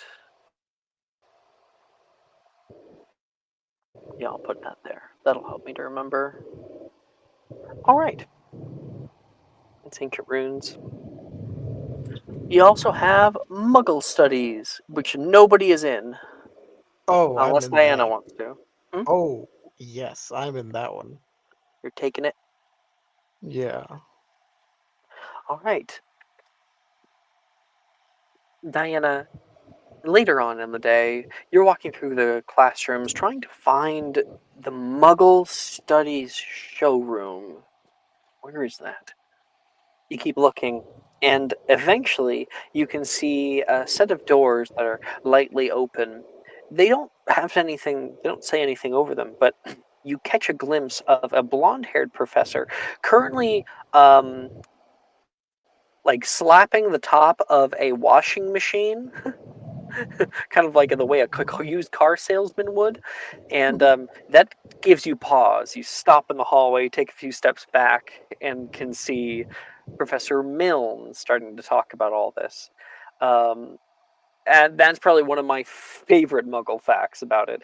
You are not allowed to do your next essay on it. Oh, hear a few people talking out. Professor Milne looks up. Oh, uh, hello there. Are you lost?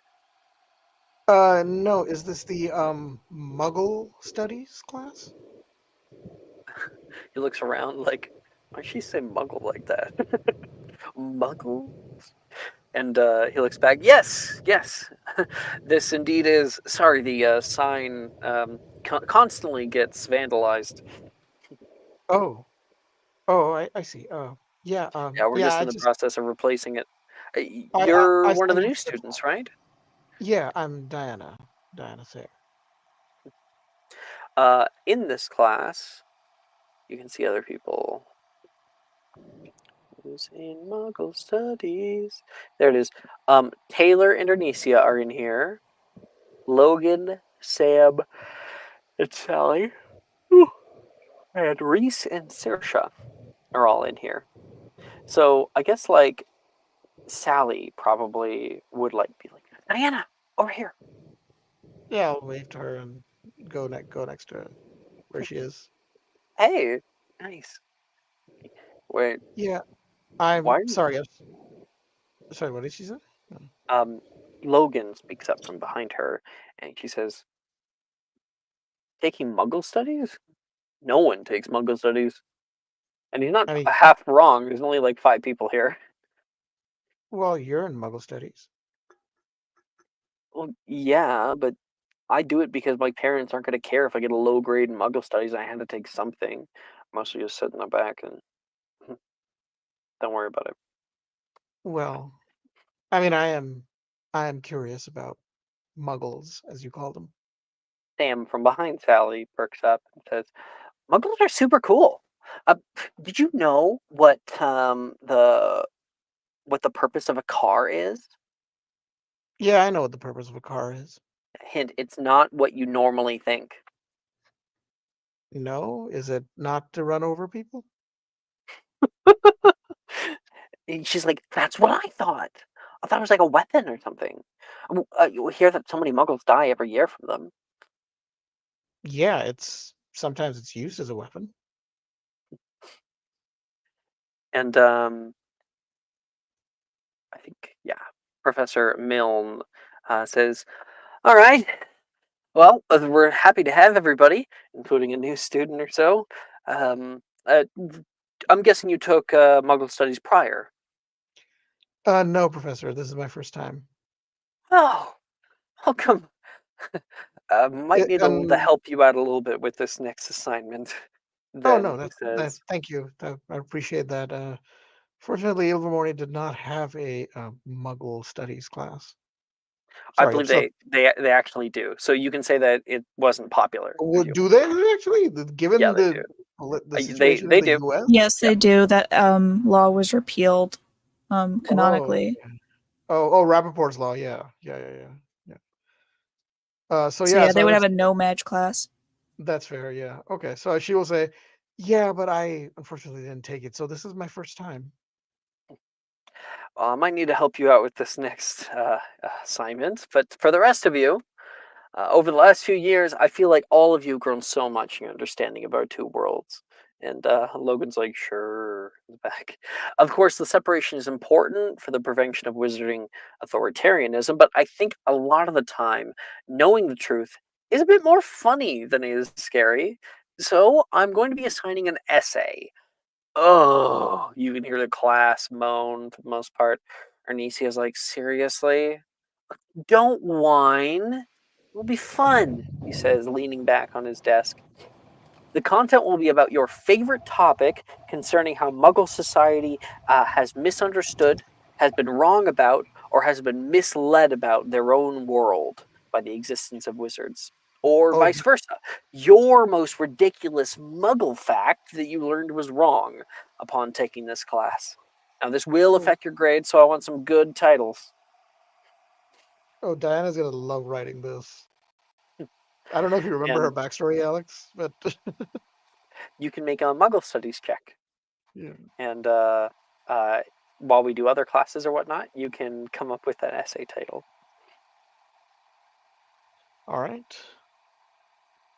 So it's a either a way that Muggles are misled about their own world by the Wizarding World, or it's about your favorite Muggle fact that you learned was wrong. And Uh, obviously, you would have to do a bit of research yourself, outside of class to kind of find something or Yeah. learn about Mongols and be like, oh, I didn't know that. Yeah, I'll use my inspo for this because this is important for a character, from a character perspective. So I'll use my inspo for this. So that is, let's see. Local studies 16. Okay, that's much better. 16. 16. All right. You get an E. We'll Nice. we'll come back to you. You can tell us when you're Oh ready yeah. for your essay title. And the end of the day comes and goes. Our next one is Defense Against the Dark Arts.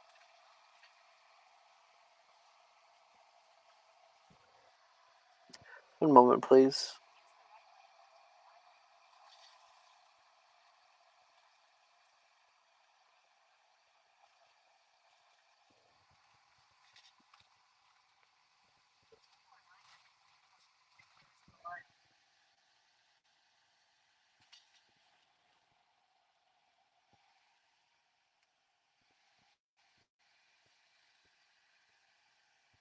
All right. So the next day, DADA class starts. You all file into the Defense Against the Dark Arts classroom, and Professor Rojas stands at the front of the room, her wand in hand, and a sense of excitement about her. Everyone step forward. Today's going to be a very special class. Oh, like that time that you made us fight for our lives in a pop quiz? Levi says snidely. Oh, please, no one's fighting for their lives, Mr. Nelson. Well, what about when you had us face a boggart then? Like that? Janice seemed annoyed. No, no, not like that. Wait, do you still do that? You can hear a voice say from behind Rojas up the stairs. You see the the headmistress is standing next to a man about Dildero's age, looking handsome in a corduroy suit. Well, cat's out of the bag, headmistress, she says toward Minerva, her voice carrying through the room. Oh, I suppose so. I have brought a very special guest with me today. Many of you may have heard of him, and for those of you who haven't, let me introduce you to my good friend, Mr. Harry Potter. No fucking way, Nate says, his mouth agape. And you Wait. all look up in recognition as Mr. Potter steps down the stairs with McGonagall and takes his place beside Professor Rojas. I guess I'll turn to Nate and say, "Wait, who is that?" He's, he's the one who beat the Dark Lord.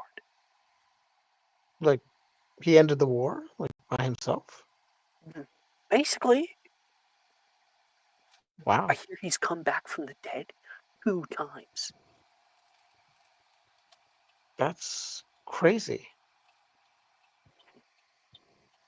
I think from the I other side, Sally's like, he's the only known person to survive in Avada Kedavra. Wow, must be quite the guy then. He surveys the class with a soft smile before speaking. Good day. Sorry, I hear you're needed some help.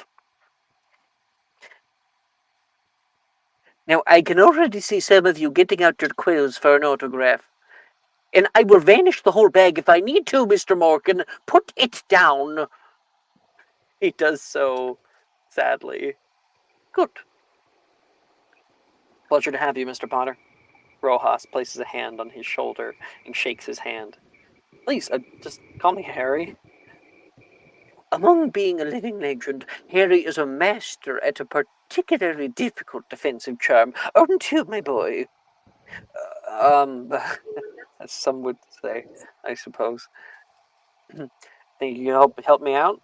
Rojas asks. Oh, no. Did you know this would happen? He asked Minerva. She just smiles. It was my idea, I admit, Rojas states. When Minerva told me you were coming by for the day, I had to do what I could to see you in action. Chosen one. She winks at him. Harry gulps. If you could, Harry, it would mean the world, McGonagall whispers to him. Oh boy. Well, he steps out.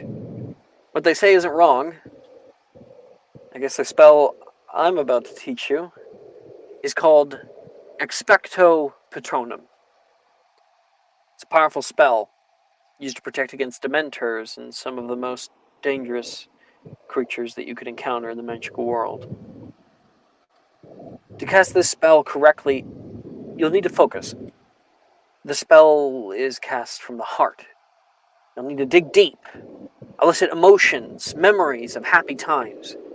And when you feel you have your happiest one, you'll channel that energy outward, like this. Harry raises his wand and demonstrates the incantation in movement, and he speaks, Expecto Patronum! And a silver stag appears in front of him, long antlers carrying out across the class, and the class watches in awe. It takes a great deal of practice and control to cast the spell correctly, but with dedication and hard work, I believe that each and every one of you will be able to master it, Harry concludes. How about, you? And I'm going to roll a d6.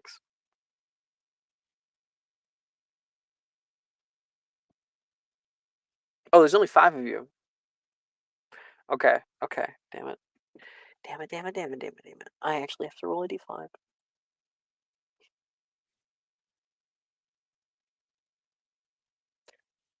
What about, you? He says, pointing out toward Callista. Why don't I give it a go?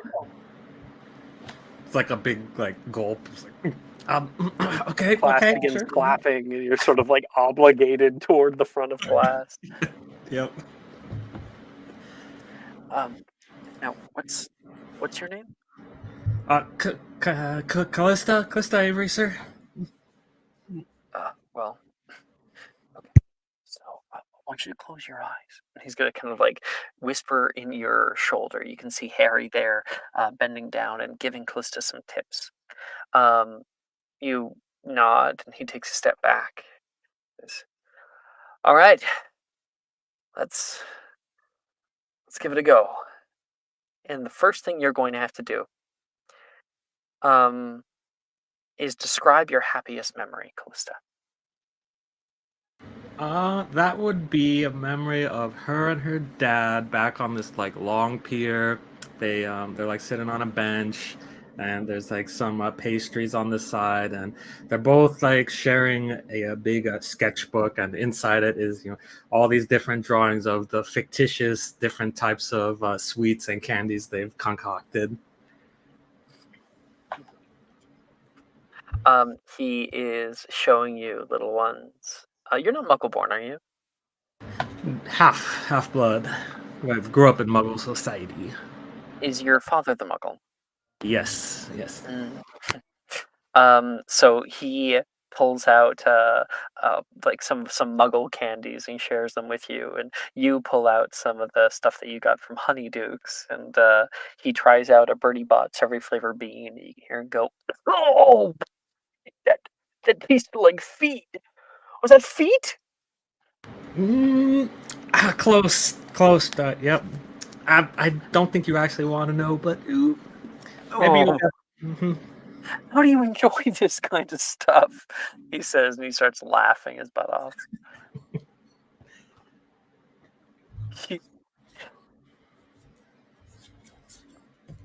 And I think our camera pulls away from that as he kind of grabs you and rustles your hair a bit, and calling you like a silly goose. How old were you when this was happening? I'd say this is a yearly thing, except for the past 2 years. This memory, how old were you in this memory? This one would have been Oh, this is probably the year before Hogwarts started, so around 10. Yeah, she was 10. 10. Okay, cool. So yeah, you're still young enough. He'll like kind of tickle Callista. Callista's yelling out, trying to kick him and stuff. Yep. And you may make me a charisma saving throw. Charisma save. All right.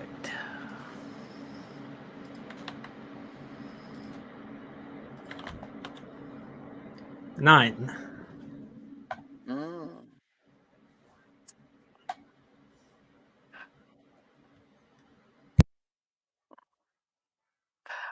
Okay. You hold onto this memory as strongly as you can. You hold your wand out in front of you, and you may attempt. Oh, do you have a corruption point? Yes. How many? 1. Oh, damn. Okay, so you have double disadvantage, meaning you have to roll 3 times and take the lowest result. Okay. Go ahead and roll.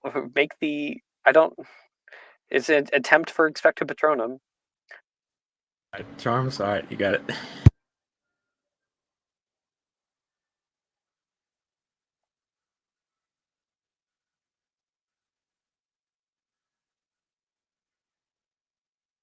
Still an 18. Okay. That's funny. It unfortunately is not still high enough. You're so close, and we don't have any Hufflepuffs to help you. You cast out Expecto Patronum, and you begin to watch the tip of Callista's wand start to glow. You can see the magic, the energy channeling. Harry's kind of yelling out for you. Close your eyes, keep the memory steady, and it begins to like twirl around the edge of your wand, culminating, and you begin to watch like a white glow pushing out, but you see it's not complete. There's areas of the cone that she's starting to create that are kind of flickering or turning out. And Callista, you struggle to keep it. And is there any amount of like pain that you have in regards to your father? Yeah, I think the main thing that's going on here is there's a conflict where the past like 3 or 4 years has been just the ever looming shadow of her grandmother and her father just never getting along. And you also said that you haven't been doing this little like routine for the past 2 years or something. Yes, yes. So that memory instead, like as you're trying to hold on to it, that corruption is pulling into the thoughts that you have, impacting you. Is suddenly the pier that you're sitting on becomes dark weather, clouds forming all around you, lightning coming down, and in that flash you turn and your father is gone, and you are older. You are there. You are alone, and you can hear a woman call out toward you. Callista! From far away, you turn around and see her, and Callista's magic flickers and wanes and splutters out kind of violently. Uh, well, that That's that's not bad, everybody. You'd be surprised. There's many people, even on the Wizengamot, who haven't properly gotten a Patronus yet. Let's everybody give Miss Avery a round of applause, huh? People start to give her a big clap, and you feel this the weight of emotions kind of push back to you, Callista, as if you weren't here for a moment. Yeah, she kind of like looks a bit dejected at her wand, like just shakes her head and sighs and goes back to her seat. Okay. You have the option of leaning into more corruption points and then being able to cast other shit, like bag shit, or you do have the option of going to Professor Bruce to heal the corruption point. Yep. Thinking about it. Um, All right, so this is expected Patronum class. So Callista, you still did pretty well, even with triple disadvantage. So like, I mean double disadvantage. Callista, your DADA, it stays as an E. You got Sounds the E. good. Yep.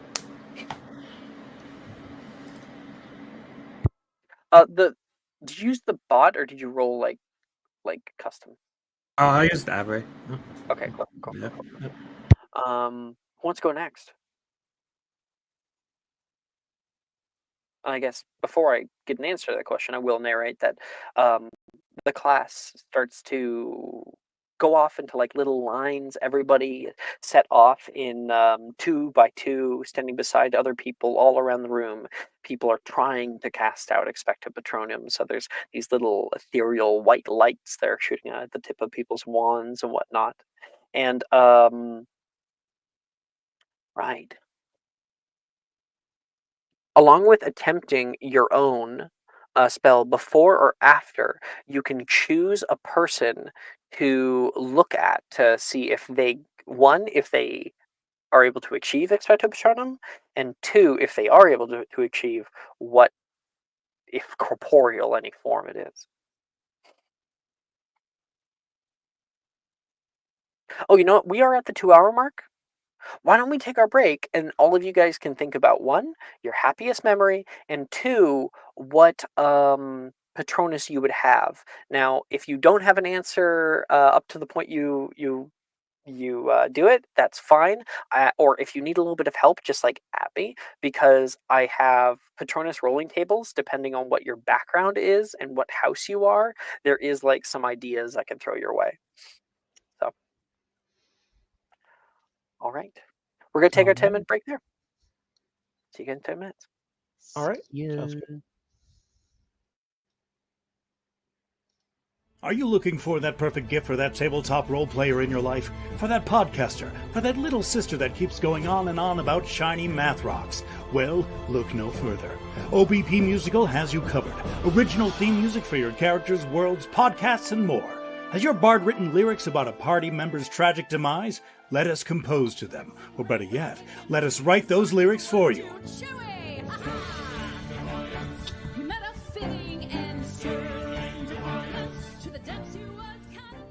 But the goodness, no, greatness, doesn't stop there. How would you like a cast member of Les Miserables, Disney, or Come From Away to sing your pieces? Oh, you bet you would. Fully orchestrated cinematic pieces.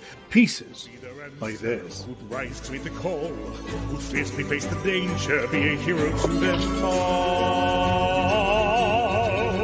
For the hordes of people We have 8 vocalists, 7 composers, 2 lyricists, and an admin team ready to take your request. For as low as $60 US, you can get your own musical theme.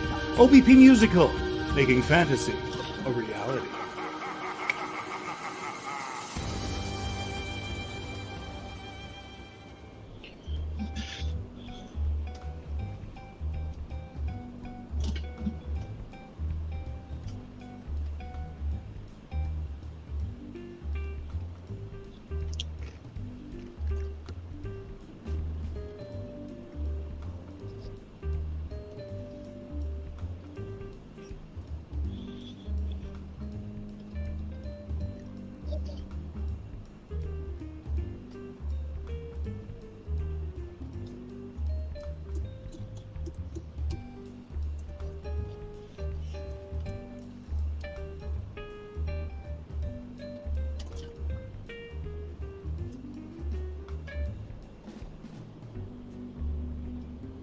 In 1,000 feet, slide right onto Winter Street.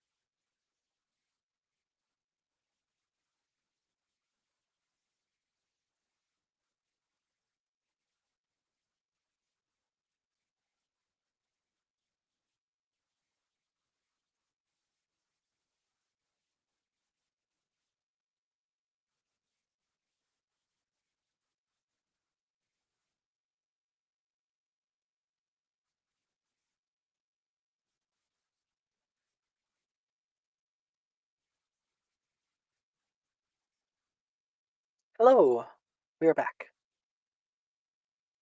Yeah.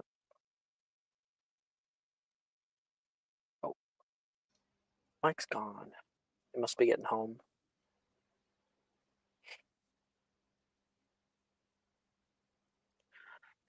Okay. Everyone else is giving the good old college try. Oh, one second. I just got an important text.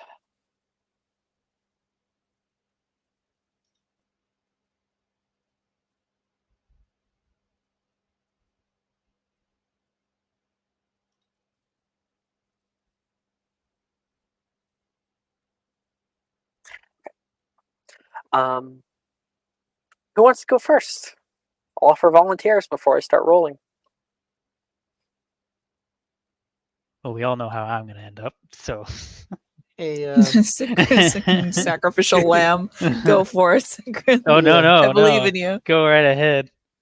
hey, I believe in all of you. hey, Sharon, do what's your Patronus, Sharon? My non-existent one, you mean? Yeah, that's what I meant. What is your Patronus? No, I'm kidding. I'm kidding. Oh well, what Yeah. what Diana's I'm really asking is what is thinking- No, your no, what's your Diana is not. vampire? Diana Chiz has, purple. Diana is not. Just to be clear. I'll go. Okay. Morgan. You move over and are able to stand next to Darcy. Darcy still seems super off today when it comes to doing this because of what was said yesterday about him dying. He's got that 1,000-yard stare. Morgan will like reach up and put a hand to his cheek.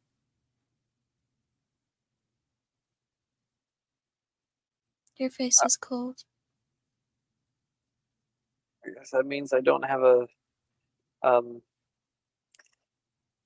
sorry, what's the word? I guess it means I don't have a fever. I'm not dying of sickness. I will not let you die, Darcy. He kind of melts at that. It was just some divinations reading. It's not like it was you. Irregardless if it was me or not, I will not let you die.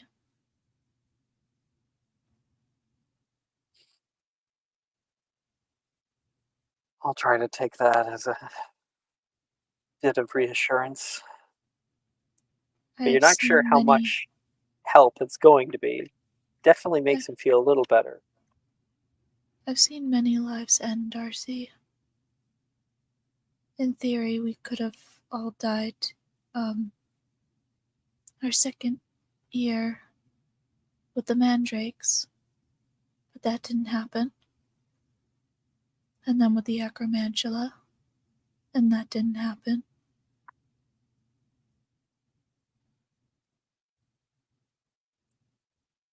Everything in its time, but not now. I'll make a charisma save. He succeeds. Attempt.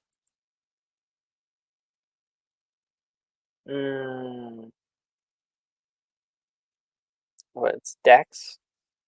Yep. He will succeed in casting out his Expecto Patronum. And out the tip of Darcy's wand, quite easily, you watch a large snow leopard appear out of white mist, ever glowing. Whoa! You did it. You give it a try.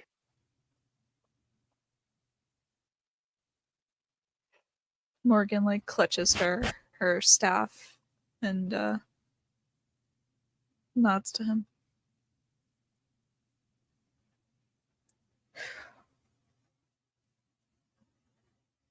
And she'll try. Okay, so here's you're going to make me a charisma saving throw and describe your happiest memory. Charisma save.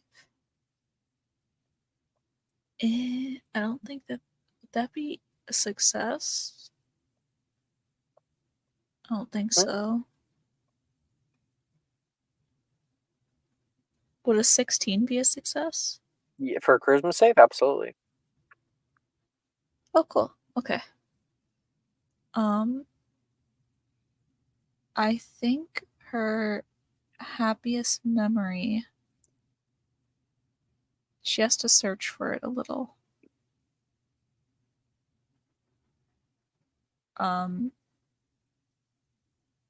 So many happy memories with your mother are quite soured as of late. Mm-hmm.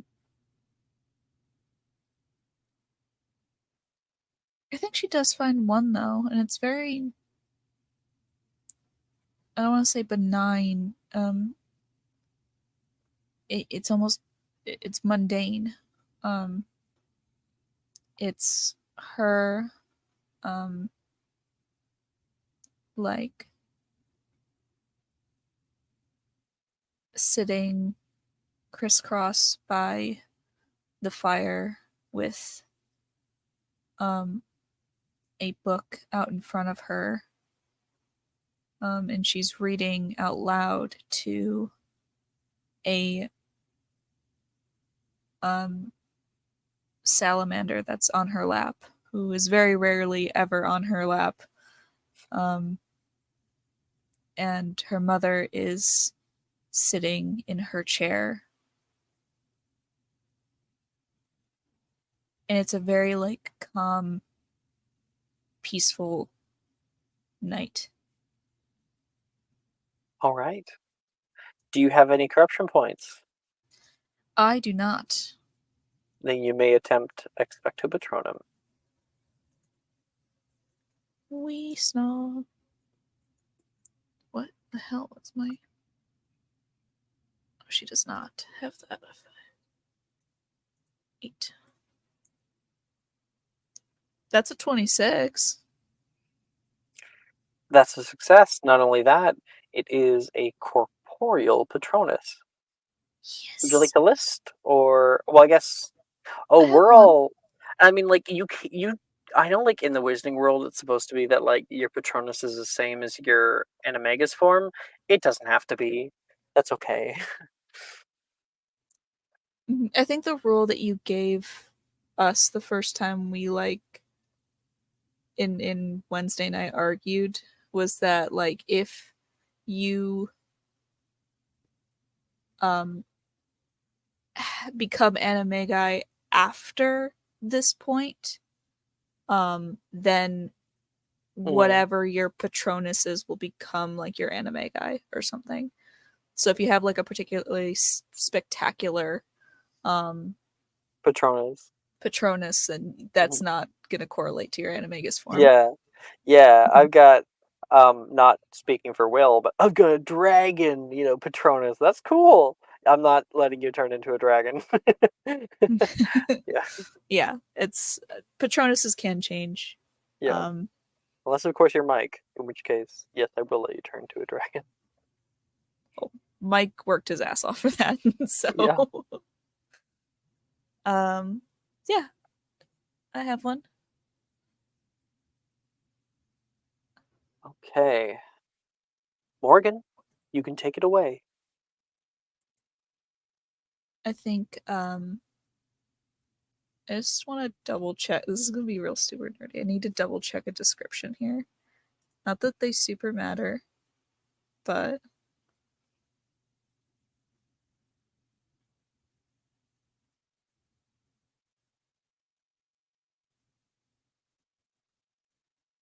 yeah, that would be it. She calmly lets out a breath, and like shuts her eyes and focuses on the resonance of that very still happy memory that lingers kind of like a moment of peace in the turbulence that is her current relationship with her mother. And she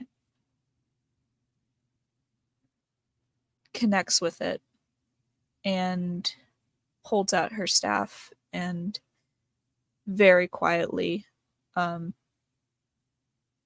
Sort of like a says, blooming flower of smoke that's beginning to pour out of it as you're gearing up. "Expecto Patronum." And you watch it explode outward, twisting and forming into a new form. Morgan.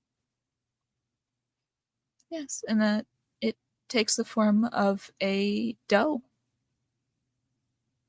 like a fawn, specifically. You can see the glowing eyes appear as the hooves clop down, clop, clop, in front of you.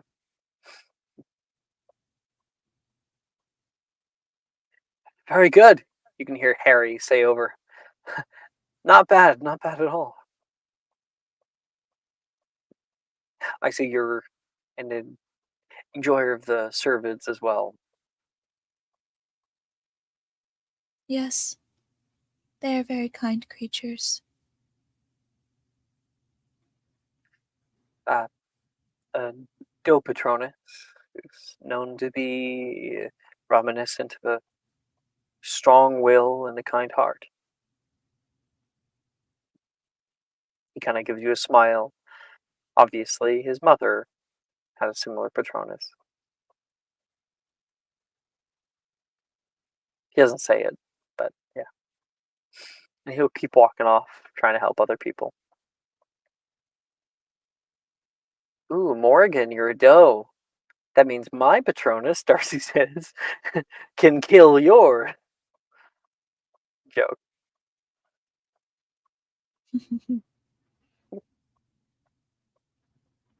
Okay, who wants to go next? I can go next. Okay, Diana. All right. So am I making a charisma save first? I think? Do you have any corruption points? No, I do not. Okay. Uh, Yes, you will start with a charisma save and describing your happiest memory. so her happiest memory is back in Vermont in the Sayre family estate, which is like a sprawling fucking wooded area with bordering mountains, basically. Mhm. And actually, I have an art for it. Really, just if you give me Oh one yeah, sure, second, if you want to. I'll post it. Yeah, it's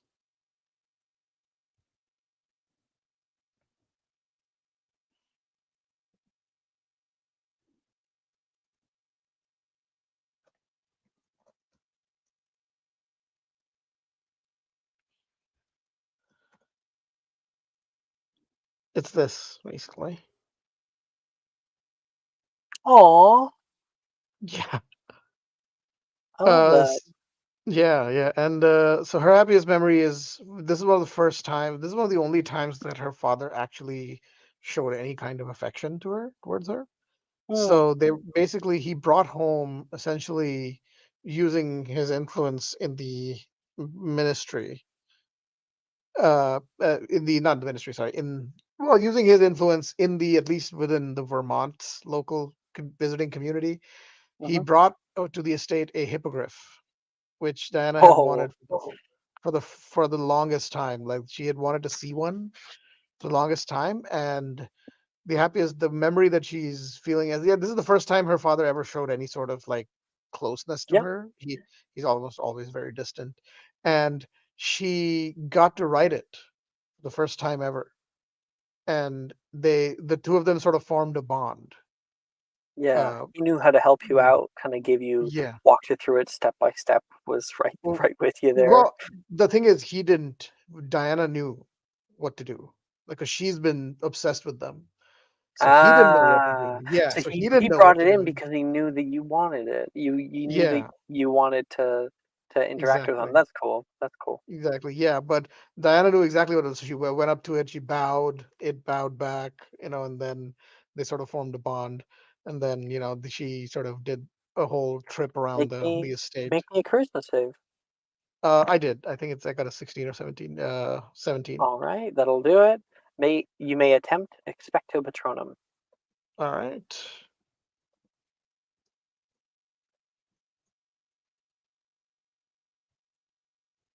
Ooh, can I double check notes on this? I guess I can, right? You can, yeah. Okay. The spell that you failed to do in class. So. Nat 20. Oh fuck yeah! Nice. Let me quickly do grades here. Make sure I give you the right one. Boom. And then in Gryffindor. So okay. Diana, you hold this memory close to your heart as you always have. You kind of channel it through you. You feel it welling up within your heart like a great fountain. It runs down the length of your arm and pools through your wand. And still with your eyes shut, you don't see the glow that is beginning to come out. You raise your wand up, and without even speaking, flick it forward.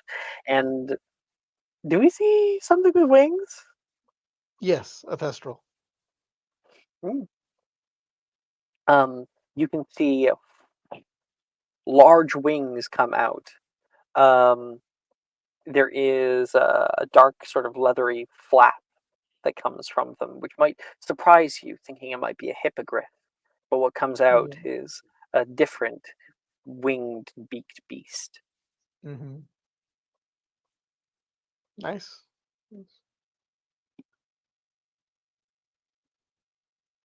And 5 points are given to Gryffindor. Rojas is like, Miss Sayre! Show them how it's done. Oh, thank you, Professor.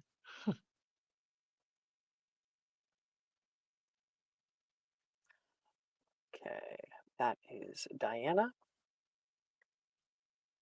Will, would you like to do yours? Yes.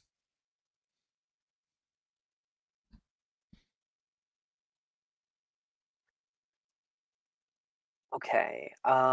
You may make a charisma save and describe to me your happiest memory.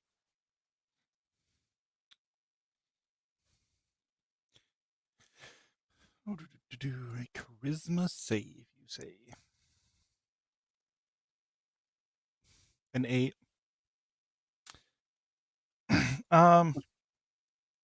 For happiest memory, probably the moment that he first transforms into a pseudo dragon after toppling off the tower.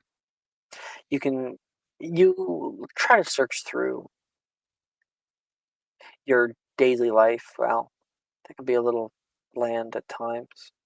Oh, but you remember the feeling, the exhilaration that you had when you first turned into that.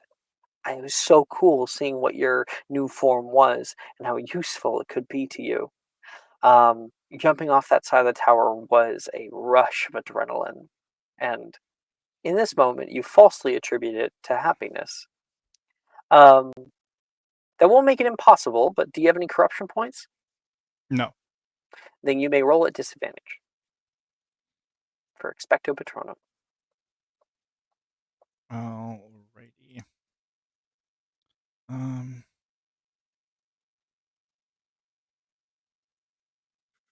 Sorry, I just had to open up the site. Is which roll is it? Charms check. Yeah, is that like a slash attempt? Yep. Trying to double check that it was charms. You just have disadvantage on it. Yes, it is a charms spell. And a rolling section.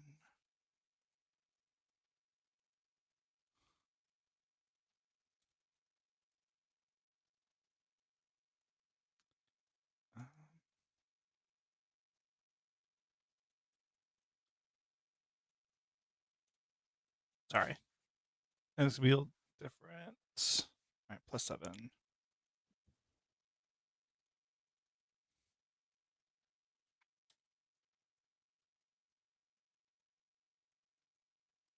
Sorry, did you say the total?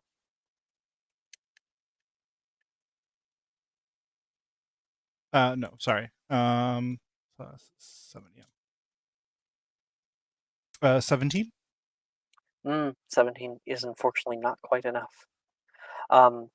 You hold that in your mind, big smile coming out from your face, and you cast out Expecto Patronum, and there is I'm going to use my in spell. You go right ahead. So that will be a 24. 23.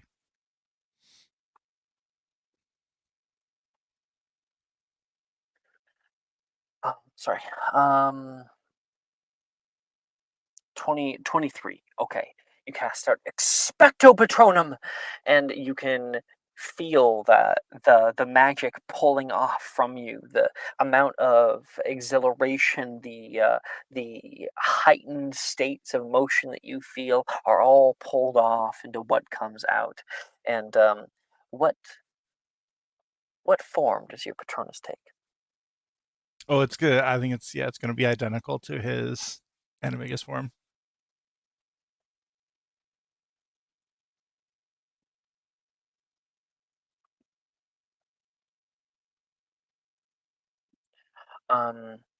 Okay. So you watch I'd say probably something among the larger sizes of animagi. Sorry, not animagi.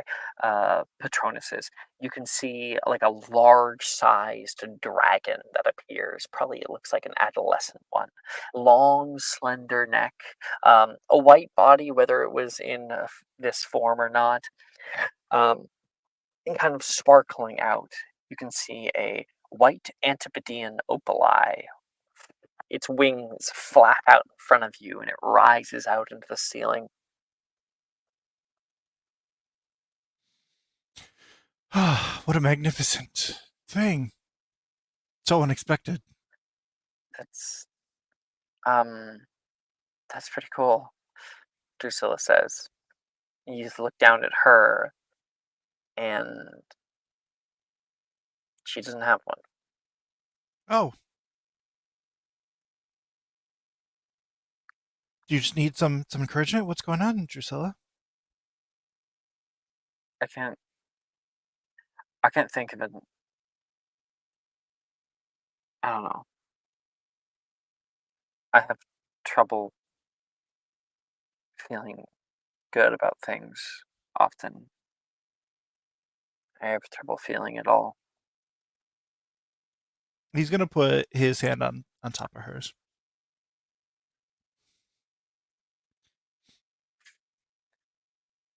Well, I love you plenty, but I think this is just something that I have to handle. I'm sure you'll find something. And indeed, being a vampire can change someone's ability to feel things as strongly as others. She unfortunately does not get her animagus, but if she did, it would most definitely be a fruit bat.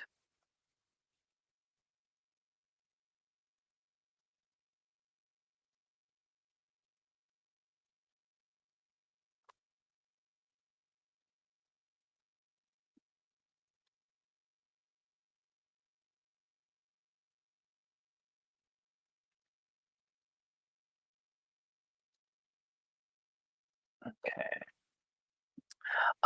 Diana, I didn't get from you who you wanted to maybe look at what they got for their animagus. I mean, damn it, Patronus.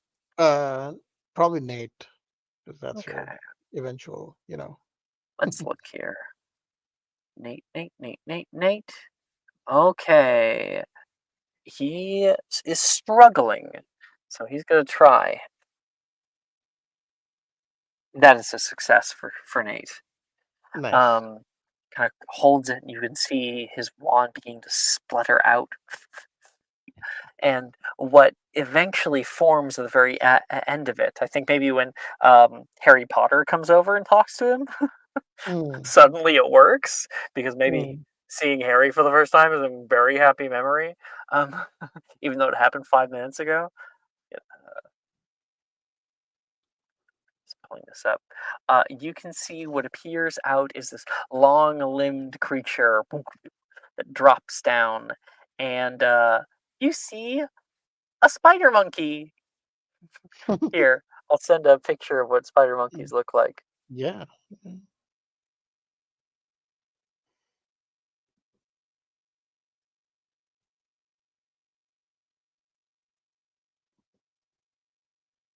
Oh, nice. That's not a drop bear, is it? No, I guess not. It's not a drop bear. Do you know the drop bear myth? Yeah, I know. The Yeah. koalas. People, Australians Well, lie to people about koalas. Yeah. Yeah. so yeah, Nate has a spider monkey. I'll just Very go up to playful. him. I'll just go up to him and say, "Well done." Uh, thanks. I think I mostly succeeded because of Mr. Potter. He's got some good tips on it. Yeah, he seems like a nice teacher. Um, he seems like a cool guy. I obviously I've heard he's a pretty big deal to you guys, so I just didn't know.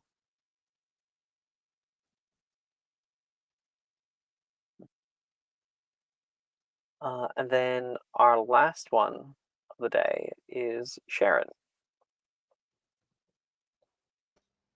Uh-huh. Y'all ready for the big nothing?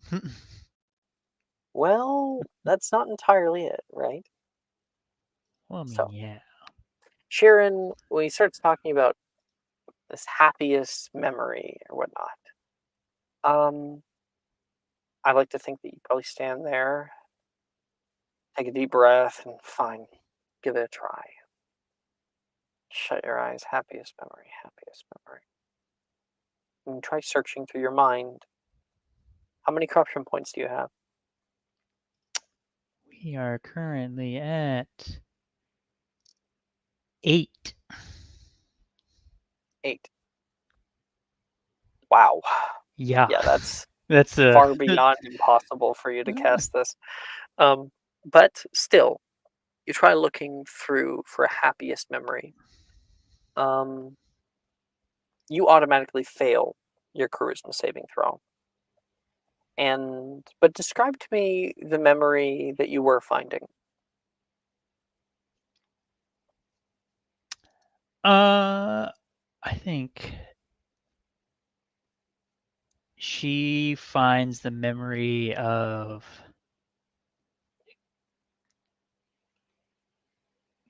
getting her snake Nyx.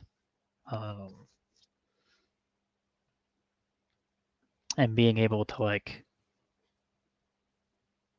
not only talk with them, but also become quote unquote friends. Mhm. Um, So where were you when you got Nyx? we were in France at the time. We were in France. I don't know exactly where we would have gotten them. Like Did you there's like find a him in the diagram. wild or at a shop? Find her in the wild or at a shop. I think there was like a peddler on like the street. Gotcha. He had a bunch of different like cages with some animals and tried Yeah. offering them to you. Did you steal it from him or did you buy it? I feel like he just gave her away. He was trying to get rid of him. And the snake, Nyx Here, you're like being buying able some feed or something. He's like, here, take this with you on the to. house, please. And yeah, you look down at this beautiful glistening black snake in the cage, and it looks up. Who are you? A friend. Red. Friends lie. And you're not here to hurt me. Sorry, what'd you say? You friends lie, friends cheat. You are here to hurt me. Oh, far from it. How know you our tongue? You can hear it call out. It kind of coils up, looking directly at you in the face. Just something I've always been able to do. Not friend, then. Family. There's a soft smile at that. And it coils up your arm and begins to coil around up by your shoulders, slightly coils around your neck. As you start walking away, you can feel a sudden constriction. You try to like get Nyx off, and Nyx isn't that big of a snake, right? It's a little viper. You look down and you've got what is the snake's the size of a boa constrictor that is wrapping itself around your neck multiple times, squeezing. You have to try to claw to get this thing off. You can hear it call out. This is not how the memory happened. There's this like your mind is pulling away from you. All around there is a green glow that is appearing, and the snake bites down, like attaching itself to your jugular. It starts to pull, and you grab onto it, and you can feel like black spots starting to rush up through your vision. You're gonna pass out. You go into your pocket and grab your wand, and what do you do? Let's see here. We'll Depulso. Because I don't think Sharon would outright kill Nyx at this point. She's definitely trying to kill you. Oh You yeah, cast I out know. Pulso, and this thing unravels, flies out into the air, and you turn around. You can see the street that you're on beginning to become like dark, a black void. The snake lands nearby and then like coils itself back up and looks at you with these glowing green eyes. Hisses out, snort of derision. It's about to come after you, and it kind of leaps forward, coiling its body back and using that built-up energy to shoot out toward you. I'm gonna roll to hit you. Oh. Okay, first one misses. You're able to sidestep to the right, and it hits the ground there. It coils around and tries to coil itself up around your leg. What do you say, Sharon, to Nick? This isn't like her. Yeah, no. Like, I feel like Sharon probably says, enough of this. And she will cast Incarcerus, and I will heighten it. Okay. You are cast not out my Incarcerus? snake. I'll make. Yeah. That's a failure. You are not my snake, you say, yelling out toward this thing, and it gets bound down to the ground. You take a few steps back, and you can see the snake pulled down to the ground. Those eyes glowing burn brightly, and you can see a huge flame immediately emulse the snake at your feet.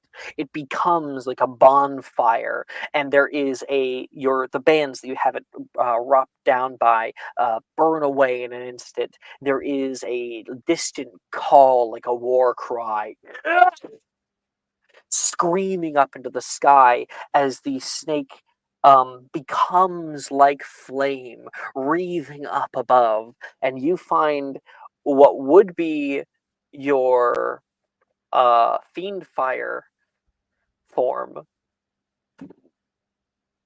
a huge snake like that of a basilisk. It hovers above you. You kind of hold it there, taken aback, but not in fear. and it crashes down toward you, completely consuming you in flame. You feel a deep burning covering you, and a hand grabs you, shaking you. Miss Drake! Miss Drake! Rojas has you. You open up your eyes. You're fine. Are you okay? Look like you're having a seizure. She kind of like sits up. How do you feel? How many fingers am I holding up? 2. Oh, that's not a scare me so much. And not embarrass me for the headmistress. Apologies. I don't really know exactly what came over me. I'm glad you're okay. No Patronus. Unfortunately. Okay. Next class is arithmancy. Let's see who's in that. Diana, would you be in arithmancy? Oh yeah. So we got everybody but Sharon is in arithmancy. So Callista, Will, Diana, I'll have you guys do 2 of any spells with intelligence. Is there something opposite arithmancy? I don't think so. I'll double check. There might be. No. If I did, then it wasn't there. Electives. Yes, Muggle studies is actually opposite arithmancy. Divinations or ancient runes, arithmancy or Muggle studies. Oh, so I guess I can be in there. Yeah, Diana can't. All right.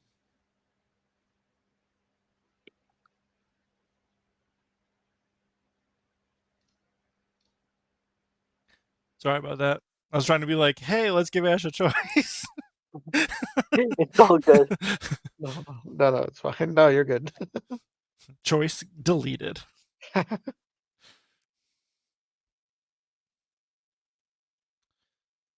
right, 5th year spells.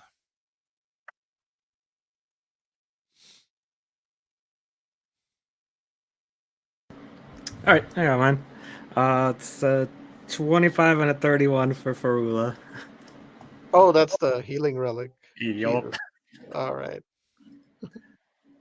Oh, 20. Wait, you got 25? Mm-hmm. Damn.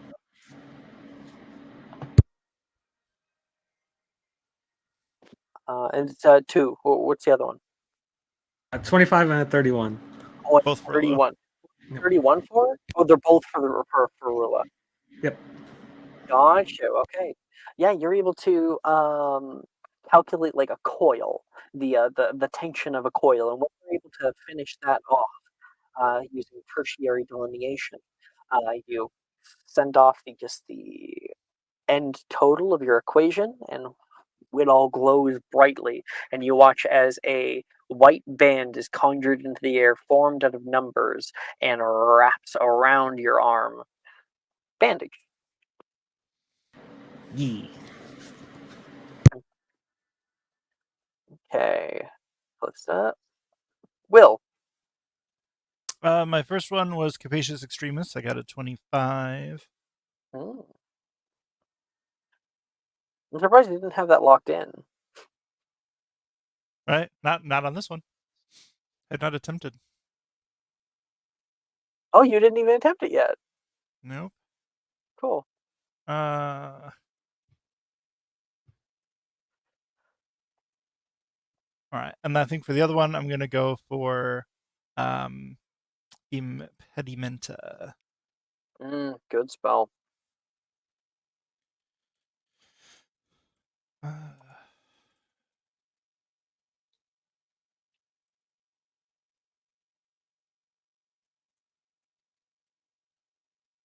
That would be a 20. Okay. Your 25 and a grade 20. increases to an E. Because you're at an A. Nice. You have almost all those. Yep. Oh, Gotta do you have your ancient rune spell? Yeah, I can do those right now. Actually, it'll take me a minute to think of the ones I want to do under runes, but I should have them pretty quick.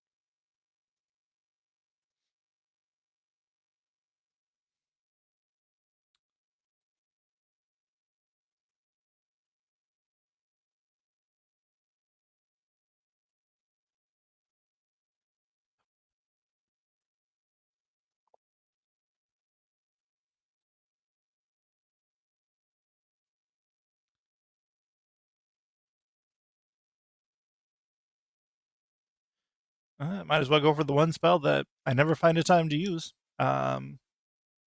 which is going to be a Partis Temporis.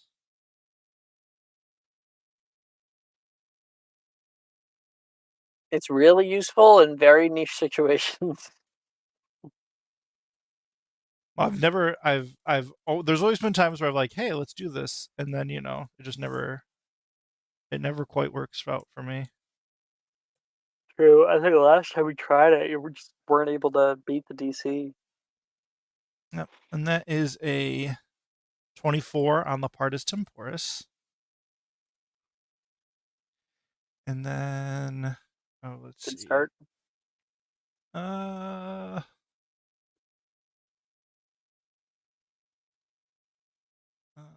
see here.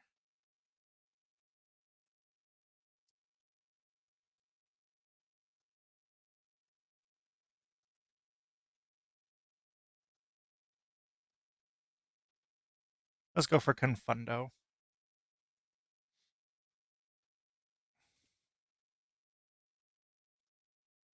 Give it a try. Oh, net 20 for a 30. Oh, no, not 20. Damn. Yep, Ravenclaw's winning. Most definitely. Good 5. And you definitely have your O there in that class.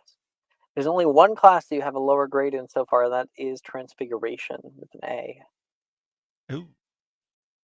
Gonna be studying that transfig. Okay. That's arithmancy.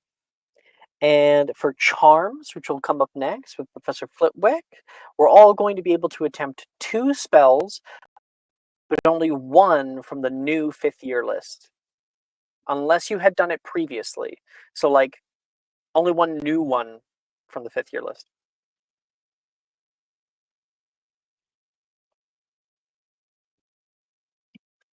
Like, if you did, like, Capacious Extremis last time, then you can try it again and another new one, or either way. It can only be one new 5th year spell.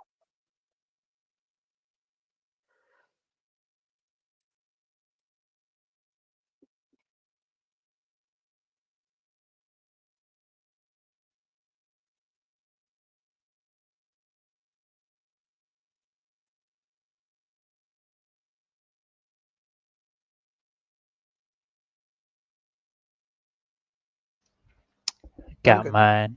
Oh, no, you go ahead. Sure, go ahead. I'm gonna try and lock in Confundo because I did that last time.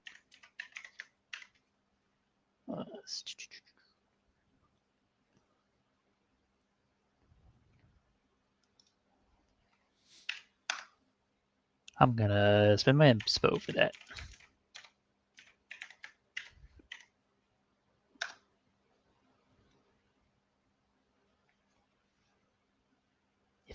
Hey, nat 20. Let's go. Nat 27. 20? Fuck yeah. Confundo. Mhm. I will be changing the spell because I think it overlaps way too heavily with Imperio. But so Yeah, you can no longer like suggest a full course of action. I might be amicable. Maybe we'll try with like just suggest like command, so you can use one word, yeah. right? Mhm. Currently it's Dollar Store Imperio. Yeah. Yeah. But either way, you get nat 20 on that one. Yeah. And you're in charms class, so you're able to find like that that orb that creates like a barrier. You see Will is trying out his spell, a Partus Temporis on it, creating like a big circle that he's able to walk through. It closes up and Will's on the other side. You point your wand at it and cast out Confundus, or Confundo, and the the orb begins to flicker, and you can watch as it like grows wider, but also creates these huge holes through the barrier. The magical object is no longer working the way it should. And Will, Well, this you're will be able handy. to catch a glimpse of this newfound skill that Sharon's been able to pick up.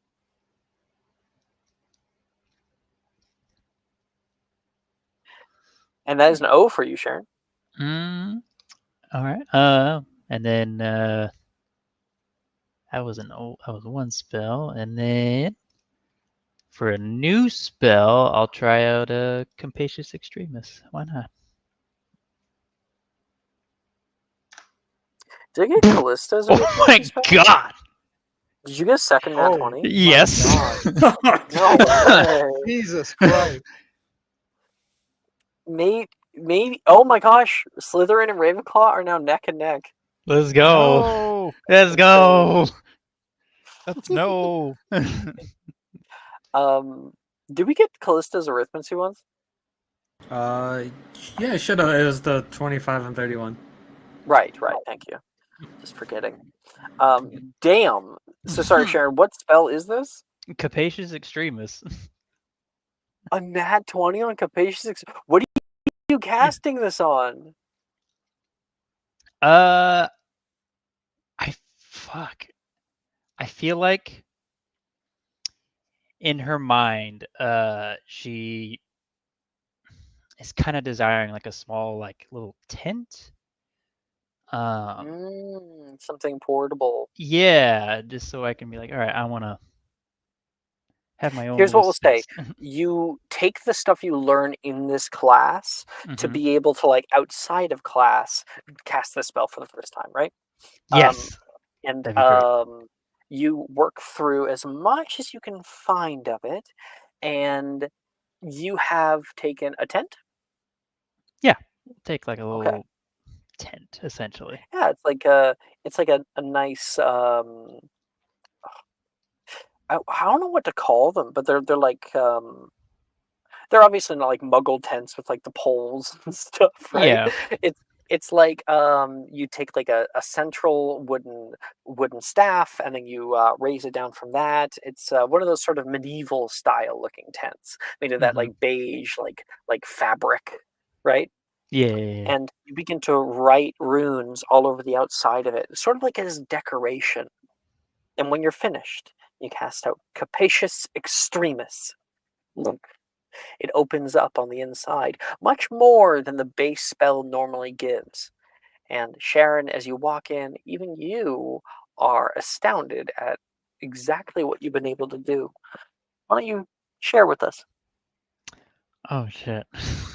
I gotta come up with this on the spot. Fuck. Think of it like, okay, so general description of a large tent, like a living area, the little living areas that you want in here, and then one thing that's special.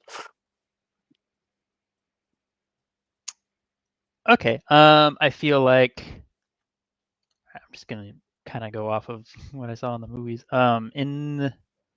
It's kind of dimly lit. There's candles or lanterns, moreover, Mm-hmm. kind of spread throughout. It's a lot of like dark furniture. In the back there is a like kind of like dark long table with there's no like chairs. It's more like just like benches to kind of go alongside it. Yeah. And there is kind of off to the sides, just like chairs and like a couch. There's a soft couch on the other side of the room, or on the other side of the tent.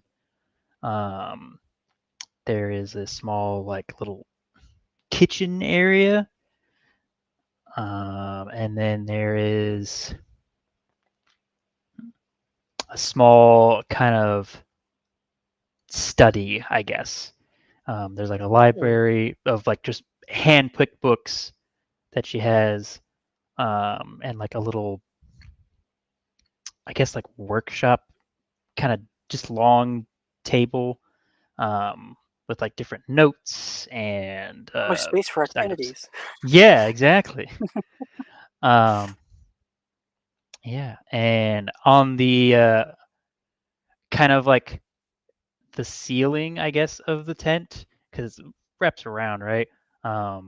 There's like a snake that kind of just softly moves about and slithers along the entirety of the ceiling. Yeah, Sorry, was that a design or was that Nick's?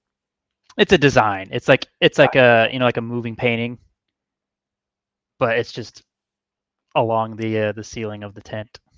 You can see this throughout the tent. There are these like walkways and tubes up like higher above your head. It's places for Nyx and any other snakes you might have to like traverse and run around.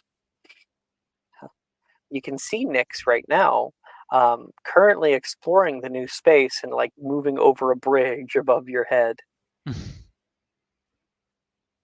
Enjoying yourself up there? A new place for prey. Would you release some mice in here for me? I can see what I can do. And like you can hear a little hum of happiness. It's very, very excited about having this space. And Sharon, you look at it like, I could live here. Definitely could live here. And that brings your mind to where you currently live. With who you currently live with. There is a selfish thought that crosses your mind. If you were just to leave it all behind, live with Nyx. Your mother doesn't especially like Nyx. Didn't like that you picked it up, but allowed you to keep it.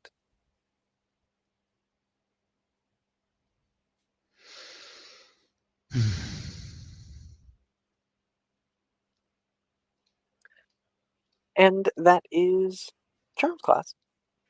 I think. Did we get everybody? No. I don't think we got Diana yet. Oh yeah, I got a 6 for, I think that was for Novum Sperare, and a 22 for Abscondi. Nova Ferrari 622. Ooh, okay. High or low? Sikrin, please bless this. You just gotta believe. Yeah, I do. Hi.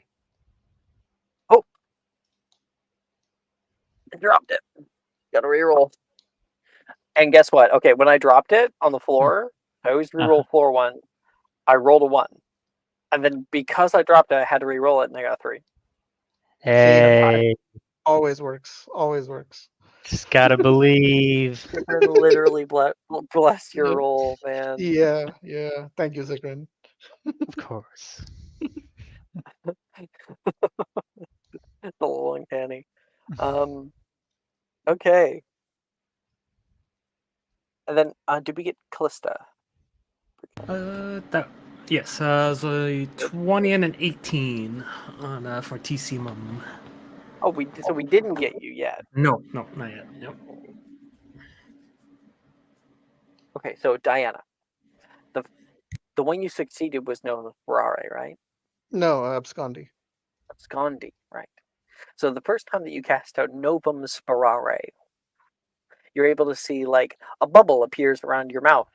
Oh, perfect! Yeah, and then like after you're like holding it for about 20 seconds, the bubble's getting smaller and smaller, and then suddenly there's no air left in it. You're like, oh, you have to use your wand and pop the bubble.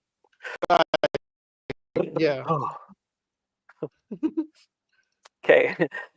Professor Flitwick's like, ooh, Miss Sayre, do remember that you must conjure in the oxygen for the spell. Yeah, I guess I forgot, Professor. Thank you. I do, however, recommend using a mixture like that of air.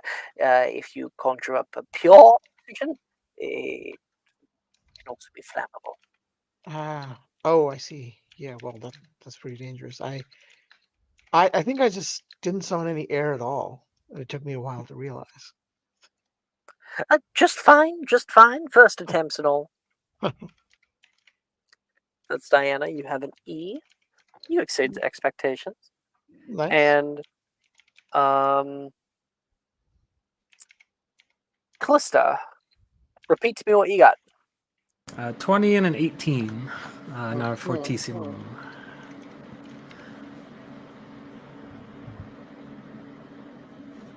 Your grade goes up in this class.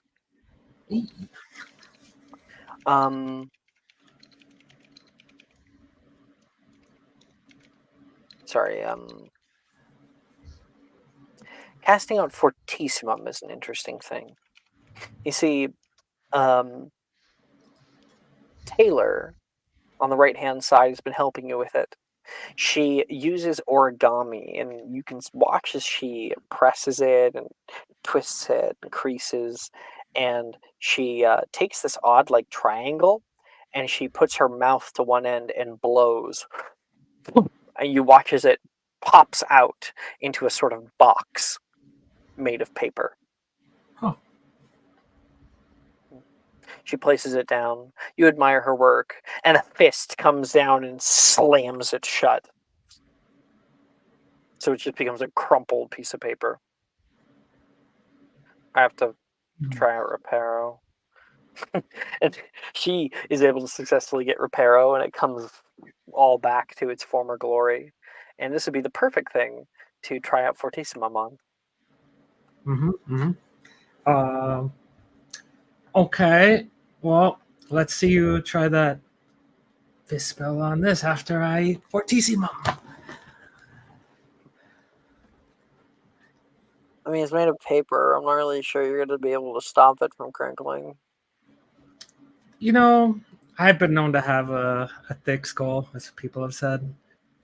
And maybe I transferred it to that paper. Give it a try. She rolls her eyes. Fine. And you cast out Fortissimum. She will take it, and she holds it in one hand, gives it a little squeeze, and it is malleable. It does kind of like move a bit. She hucks it up into the air, and she feels the weirdest thing. You'd be able to see it. It's still as light as paper. It's like it goes up, and then it kind of drifts a little bit down because it is hollow. And as it drifts down, Taylor takes both hands wide and slaps them like she's slapping a fly out of the air. Boom! And the moment that impact hits, there's that anime wave that comes off of it. And all you see is it kind of bulges out on both sides, but it does not like crease, it does not crack or anything like that. Oof. Just like a Hitmonchan trying to hit a Gengar. Puts it down on the ground and tries to elbow it shut. And still it maintains most of its form. She takes it and like pulls out one corner of it, and she is able to unfurl the box into the regular paper. That's freaky. And now that the test is done, we can move on to the real thing. And she's gonna take her never-ending coat of candy and just kind of fold it up and do the same thing, because we can't risk anything happening to this coat.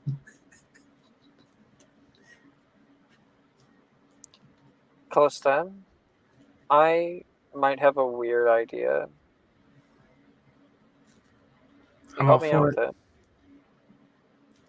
All ears. After class. Oh, okay, sure.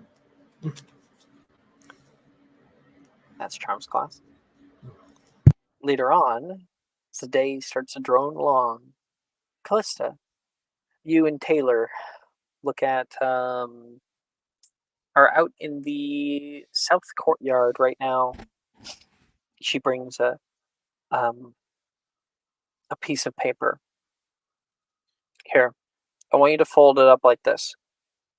And she shows you how to do so. She will teach you how to make a origami throwing star. Yeah, yeah. All right. Fair warning, I've never been the best when it comes to this type of stuff.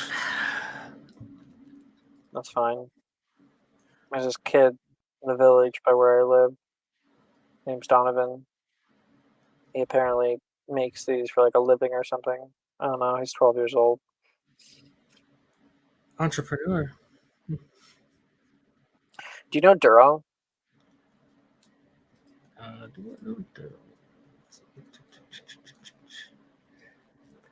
Kinda, sort of. Okay.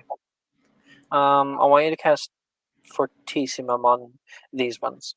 And of course, this is after you guys make some. Why don't you go ahead and make me a sleight of hand check to see how good your origami is? Yeah, yeah.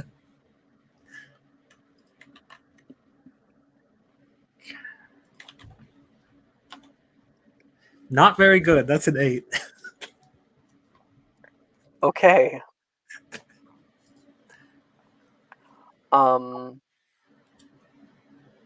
Yeah, so she finishes hers perfectly pristine, sharp. Yours look a little fucked up and bent. Callista, thank you so much. Taylor is just happy that you helped her. And she has like a big amount of them, and she'll have you cast Fortissimum, please. Right. Got it. Fortissimum. And now for Duro. She'll try it with you. Okay.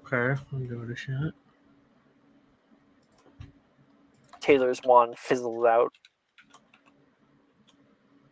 Nope, that's that one. Come on. She puts out the fire that you create on some of them. It's been a long day. You know, Potter showing up. Jeez. I just wanted to try it. And well, there's always tomorrow, I guess. But what are you trying to get to with this, anyways? Like, is there something? I'm trying to accelerate something with heavy mass and no weight.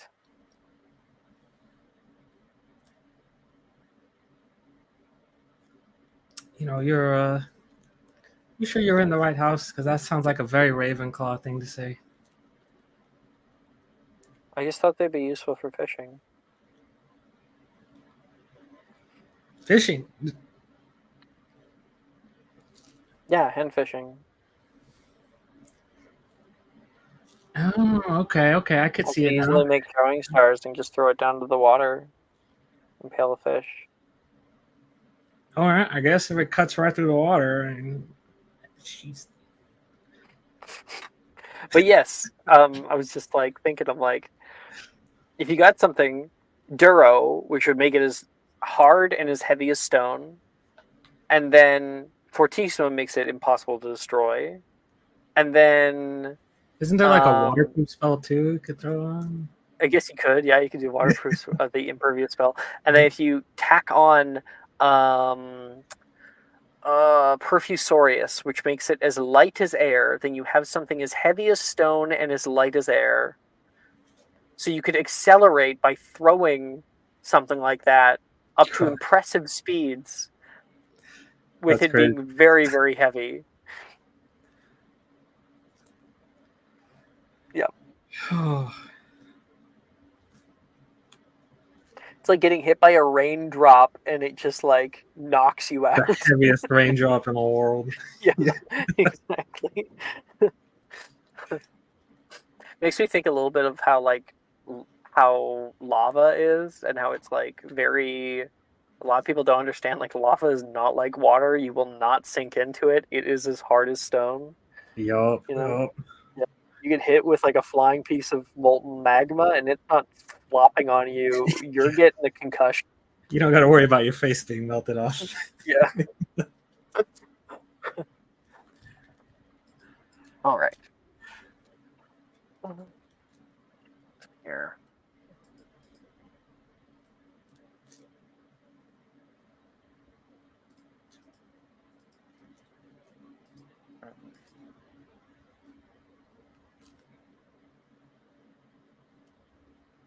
History of Magic class is up next.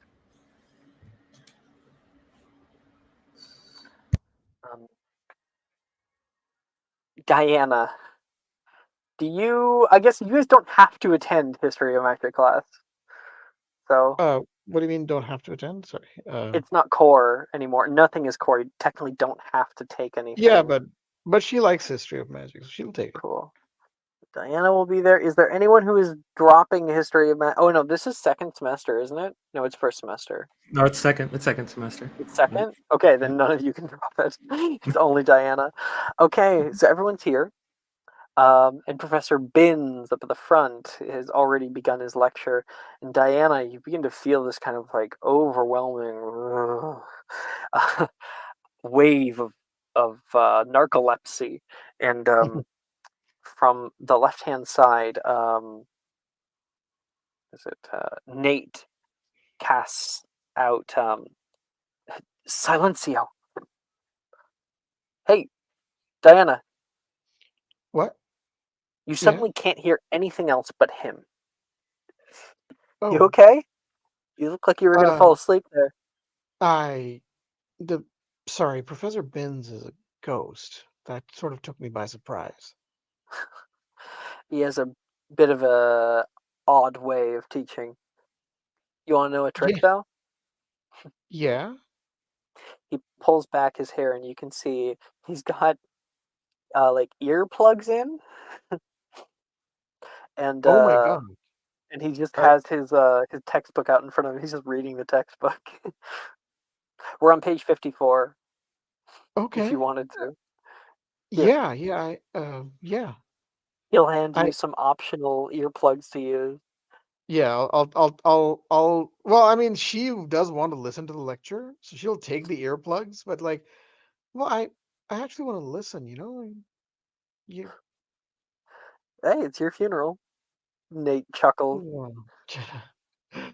All right. Well, if I do happen to hear something that might come up in the owls, I'll be sure to let you know. And she kind of smiles at him. He will like salute toward you, a little like casual salute, and the Silencio ends, and suddenly you can hear him. Clause 73 of the International Statute of Secrecy, which was developed in the late May of 1689 and amended in June of the same year, states each wizarding governing body will be responsible for the concealment and care and control of all magical beasts, beings, and spirits dwelling within its territory's boundaries. Should any such creature cause harm to or draw the notice of the Muggle community, that nation's wizarding governing body will be subject to disciplinary by the International Confederation of Wizards, which is the perfect way to segue into the vibrant history of magisterial oversight and the management within. Everyone, please make me a con save. But you see, I have the thing. Yeah. Yes, I have the thing. Sure. The thing. Yeah, go ahead.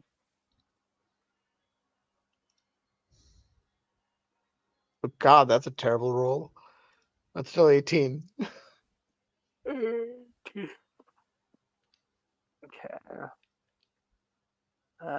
History of magic.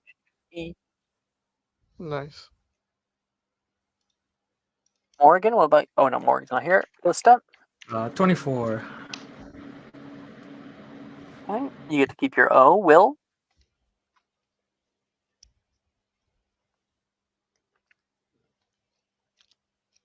21. Wigan will. Okay, wonderful. 21. You get to keep your O. And Sharon, you had a P last time. Got an 18. How are we doing? Hey, you're passing class now. Let's go. Hell yeah. most people nowadays who actually take this class do stay awake, because the people who don't just have left class. Like Wilford's not here, Morgan's not here, a bunch of people are just not here anymore. You do need history of magic if you want to take ancient studies for later on. Okay.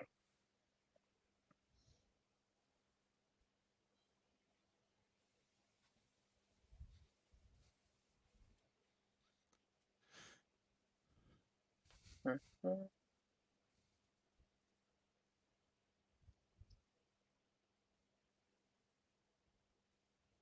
Yeah.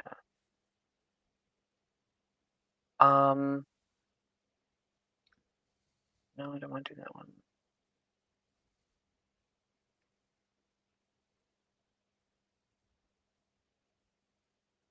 All right. With that, the day comes to an end. People start to filter off into their own little areas. Diana and Nate exit the class. Nate says, well, you got anything for me then? Surprised you stayed awake. He takes out Yeah. the earplugs. Yeah, well, the statute of secrecy was formed in what was the date again? I forgot. May of 1689, May amended of in 60, June yeah, the thank same you. year. Well, it was ratified in May of 1689 and amended in June. Well, You are not reading from any no, I'm just reciting it. notes. 'Cause No, that's Nate saying that. Oh, Nate's saying that. Okay, it's You're like, not reading no. from any notes. No, I have a Do pretty you good memory. take notes? Well, I mean, the thing is, I don't need to. I have Oh, you're one of those. one of what? One of what? Sorry? Well, one of two different types. Either one, you are some kind of genius, or two, you are some kind of idiot, and there is no in between. I guess I must be an idiot then. Kind of looks at him. I'm not a Guess genius, we'll see Nate. if it's a fluke. I'm not a genius, Nate. I can tell you that much. Boy, you don't forget things? Well, I don't. It's called an eidetic memory. I've had it since I was a kid. It gets on most people's nerves generally, so I don't bring it up. I've read about eidetic memories. Yeah. Apparently, they only form because of odd circumstances in youth. In fact, actually, many Muggle doctors nowadays believe that it may even be a I don't know if I would say disability, but something is wrong in your brain. Of course, Muggle doctors would believe that. Muggle doctors have a lot to give. My grandpa is a doctor. He I'm sorry. I didn't mean to come across as confrontational. I'm sorry. It's fine. Uh, My I mom's dad, he he did his medical school maybe 30 or so years ago. He's long since retired. But I've been talking to him lately. He's got a lot of interesting things to say. you're you know a lot of no. I mean Muggles. Well, I think I would agree with him. And yeah, you can say I know a lot about Muggles. Both my mom and my dad are Muggle-born. Oh, that's interesting. I I, I don't know a lot of Muggleborns. We got a bunch of them in the year. You ever Yeah, talk to Juniper? no, I haven't had the chance. No, but in the United States things are a bit different, unfortunately. Um, Muggleborns are looked at with a lot more prejudice, undeserved prejudice, of course. Well, glad I'm safe here. He says with like a little chuckle. Um, Um, doctors told me you're actually supposed to. Doctors nowadays say you're actually supposed to forget things. And I guess I would understand. oh, There's a lot of things I think I would rather forget. yeah, there's things I would like to forget too, but I can't. Nate. I remember every single detail, even if I don't want to. You ever meet Professor Bruce yet? Are you even taking art? I'm not much of an artist. No. You I should stop by sometime. She's always around there in the art classroom. Um, she's got some weird insights. on memory. Yeah, you can say that. Well, I'll give her a shot. Yeah, I'm sorry if I came across as if I said something offensive. Oh yeah, My look at me. I'm my so offended right now. Just seething with rage. I'm well not going to you be able to hold it in. Oh, he starts joking. you look pretty good for a raging barbarian. Yeah, I'd have to have a little bit more muscle on me, I think. Just a little bit. Um, Will, you're passing through the south courtyard. You can see Callista and Taylor struggling with what they were doing earlier.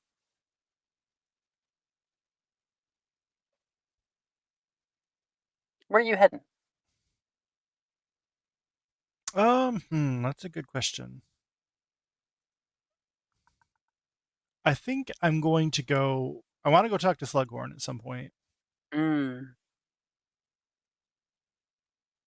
Um, You can go now. yeah, let's do that. Okay. You look at them with like paper throwing stars. Shake your head. You walk across the stone bridge into the Oxford building, take the long staircase to the seventh floor, and meander down the Hall of Hexes to where you can see Professor Slughorn's door. There's a bit of light coming down from underneath. Odd, you were just going to, like, slide a letter under his door or something, because normally he has class right now.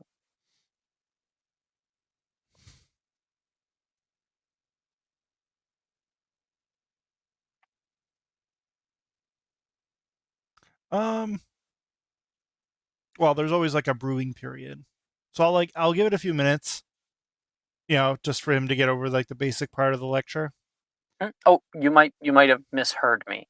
You No, went up to his office I was and office. you were going to just leave him a letter, like under the door at his office. But the lights are on in his office. You can see it under the door, Oh, which is weird because normally he has class right now. I'll take a knock on it.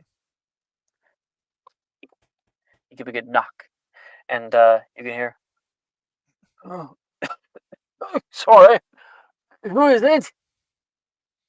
Professor, it's Will.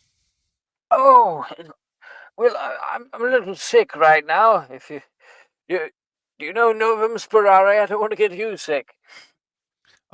Of course, Professor. And yeah, okay, so you cast out the Novum Sperare, Not sure what like a a bubble of mask. air has to do with getting sick, but whatever. You don't know um, bacteria theory.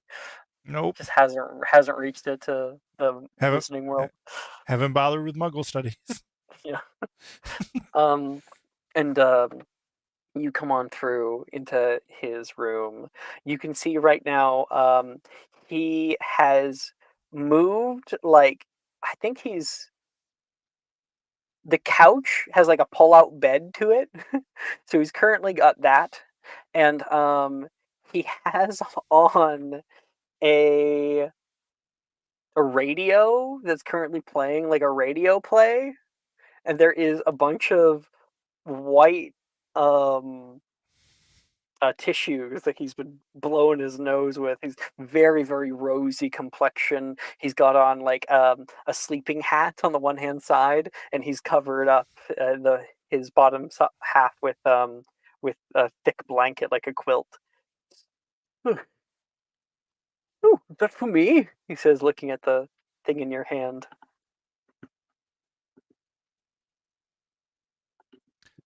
Of course, Professor.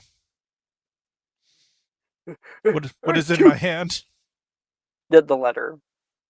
Oh yeah. Obviously, you don't need to give it because you're actually here now. Right. Yes. Well, I was oh, it's good. You typically have class now. I figured I'd just slip this under the door and be on Oh, my way. But yes, I had to cancel, unfortunately. Oh, been feeling terrible as of late. I'm sure it'll be gone in a day or two. ooh, I could brew you a little pepper up potion if you need. Oh, it's been wonderful. My hands have been terribly swollen. You see, it's some kind of magical disease because you look at him and his fingers are like sausages, just ginormous. Oh my. I'm sure it would help though. I have some of my tools out in the pull out, and there is like a big wooden cabinet that you can kind of pull out. Oh no need, Professor. He'll just pull out his own little set and get to work as they chat. How have you been? How's your classes going so far? Oh, same old, same old. Still Charms. struggling in transfiguration? Oh, just a little bit. Those those vanishing charms can be, those vanishing spells can be a bit of a doozy. Vanishing charm at your age? Well, as Professor Deirdre having you do Darius has always been a bit of a hard ass. Don't tell him I said that.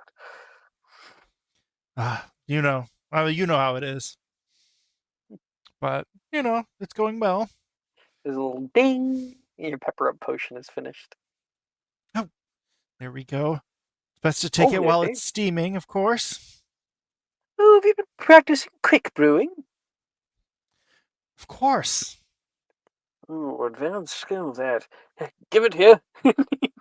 Take the vial with his ginormous hands. Take a drink. And you can see there is like his head grows bright red, and then there is steam that suddenly shoots out of his ears and out of his nose, and sputters out of his mouth as he coughs.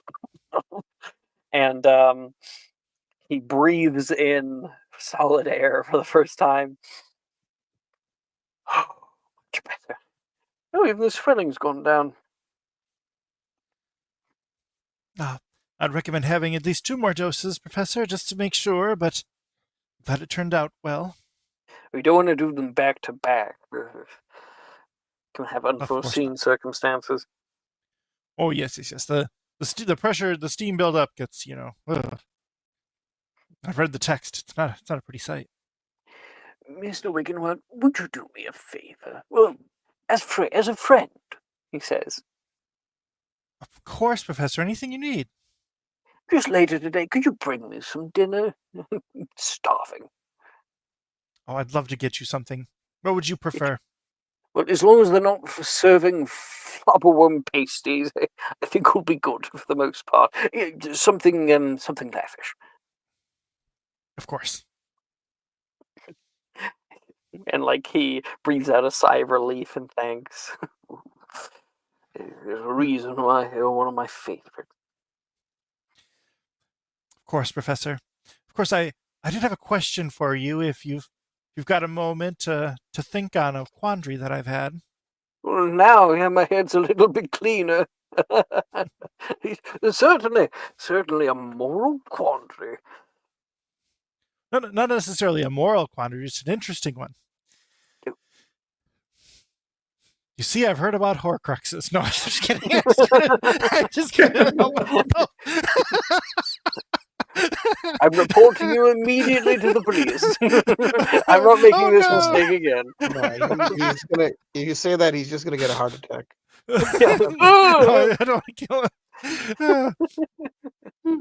Well, you know the potion that makes people that can transform a wizard into an animagus.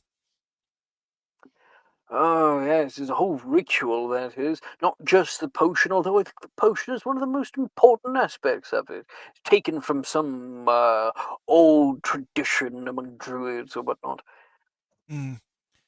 I've been doing some studying. I plan to write my dissertation on it, you see. Really now? For newts, I figured I might as well get published young.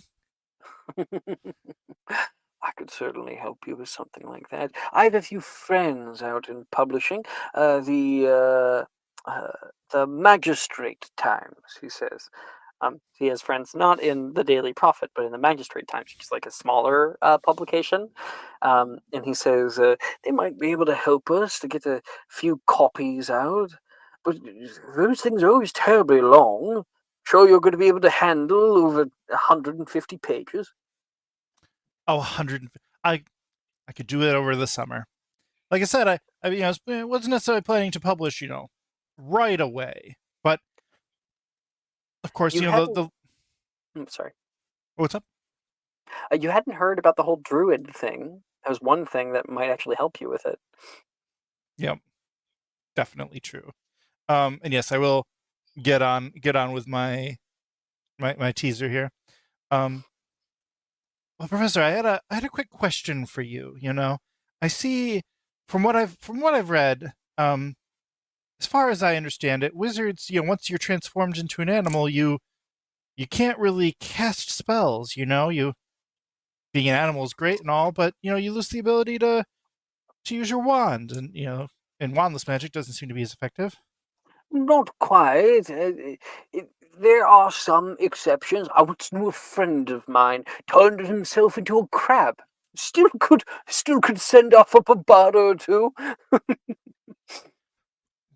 Truly. It seems you need something that's capable of holding firm or doing the proper wrist movements. But the magic lies within yourself, my boy.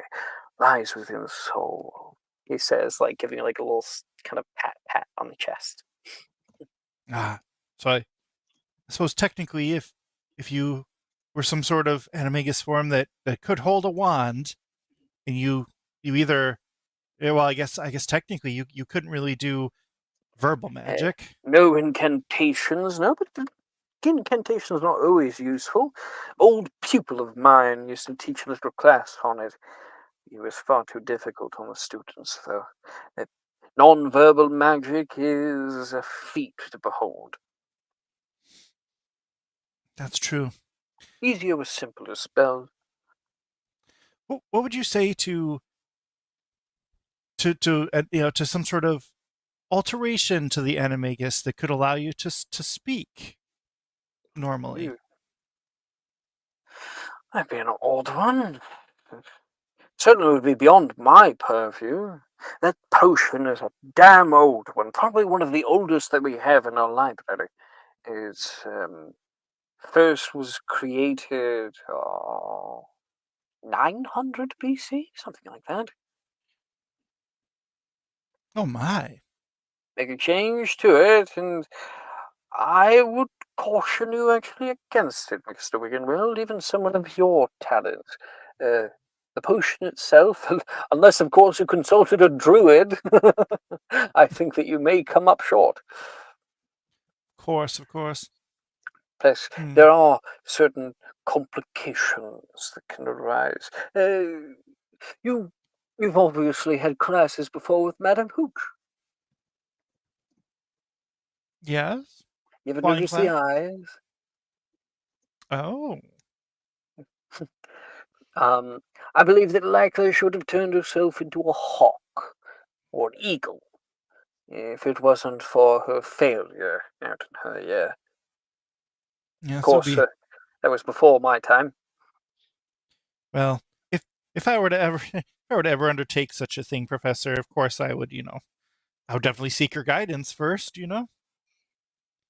The difficulty with those kinds of potions is you don't know of their use before someone ingests them. And the potion itself is, well, locked to the brewer. Because, of course, the mandrake leaf you have to keep in your mouth for a month. It's like, it only works for you. It wouldn't, if someone else drank it, nothing would happen, or something bad would happen. So. Yes. Take my warning. That's fair. Well, for research purposes, Professor, do you happen to know any druids? Oh, Mr. Wiggenweld, he all died. Very long time ago. Lost practice of magic. Been bit of a mystery for a long time. Yeah. And is Morgan's mom still around? I'm sure Morrigan could find her for you, but they're not on the best terms. But also, Morrigan herself knows about druids, so maybe next episode that'd be a good thing to talk about. Well, it's definitely an interesting subject. I don't know how I didn't realize it was druidic magic. I guess we don't usually think about that too much. What of those things are stolen from old other practices, taken and refined? Orchideus, for example, came from a type of druid craft they used to use. And now we can easily make flowers.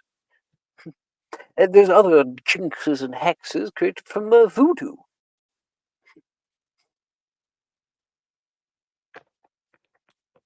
It's definitely fascinating. And yeah, in world, obviously, it makes no sense that the entire Wizarding world relies on Latin and things.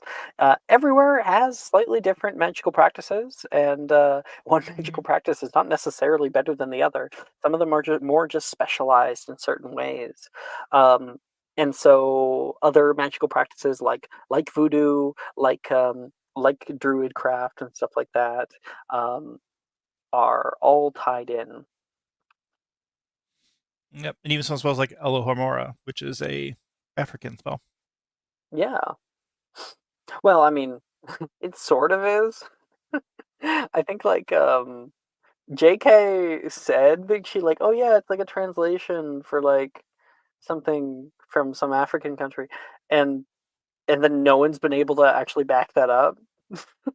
But basically, yes, we can say canonically, it does come from an African country. All right. Sharon. You here? I am, yes.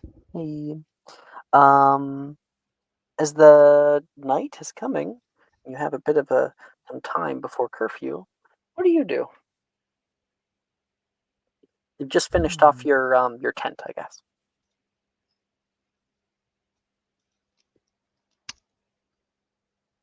Uh,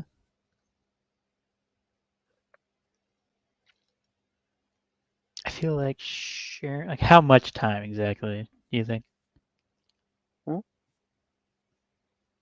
Oh, you have maybe 45 minutes.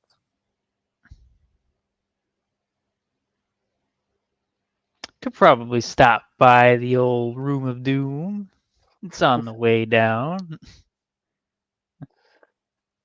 Certainly.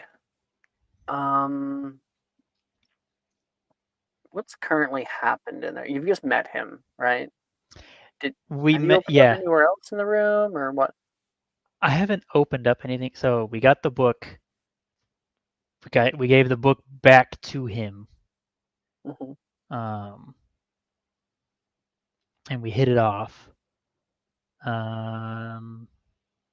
That's about it though. I haven't really like been able to explore Okay. anything else. I wonder if I still have those pictures kicking around. Was it Thursday night? No, it wasn't Thursday night. I don't think. Friday morning had it. 1 second.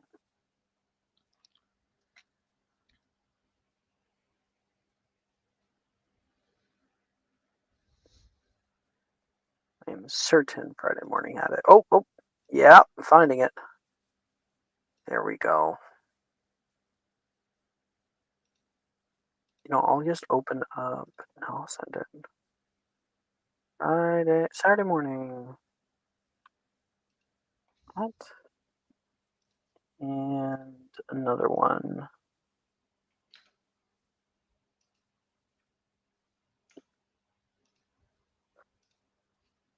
Did you get to see this one? Give me a second.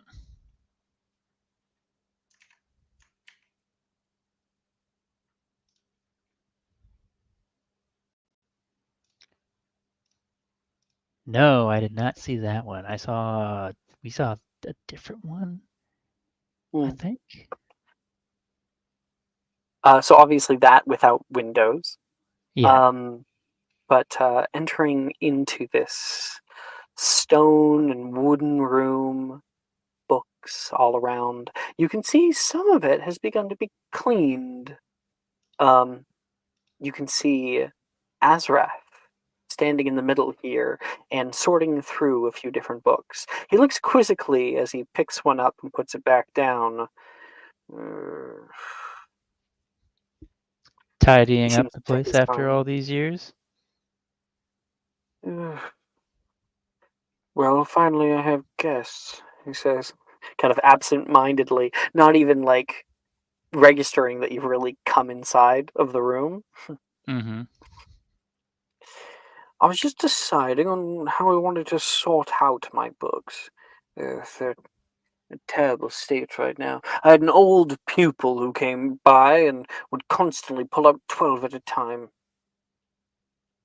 12 at a time. Yeah. And then he expected me to put them back, like I'm some kind of lapdog. It's Sorry. quite rude. Have some library etiquette. Might One be person who'd still have a a little sour about it all. Oh, Miss Sharon, when did you get here? moments ago. Well, here, put this up on the second floor, third category. She'll take it and put it You up walk there. up a circular staircase and drop it off. What book is it? Um, something innocuous. I think it's like Okay. about it's about the International Confederation of Wizards. Okay. I think it has to do with the uh, magisterial seat of power. Yeah. You can see a picture of like a beautiful mountain on the cover. Not a picture, but Okay. like a painting. Mm-hmm.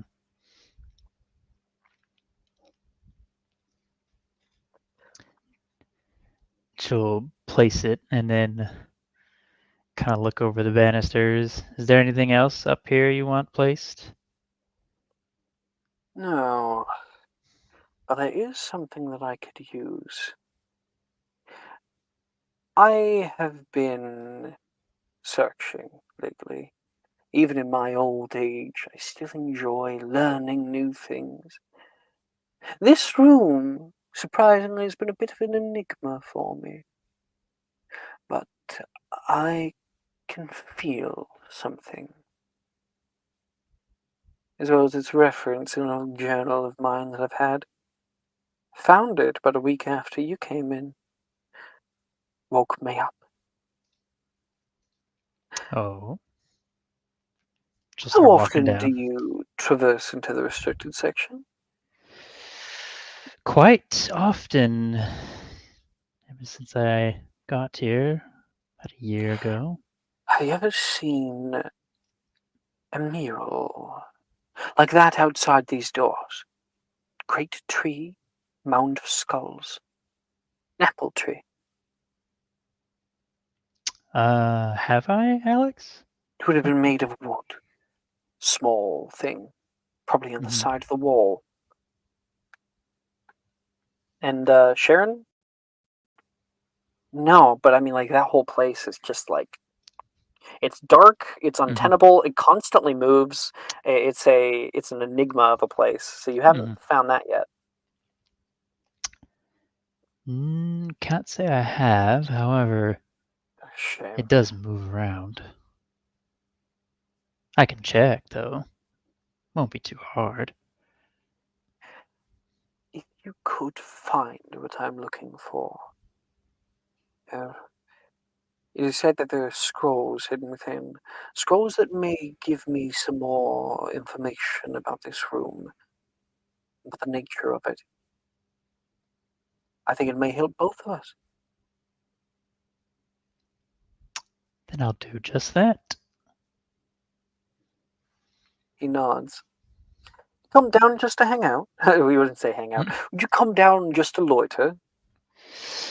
No, I was going to do some reading for curfew came about, but Well, then, I think that we should probably do an unloading and offloading section, just like the library, much as it pains me to admit. He will flick his finger, and you watch as like something that was destroyed, like wood splinters, come together and form a rolling library cart.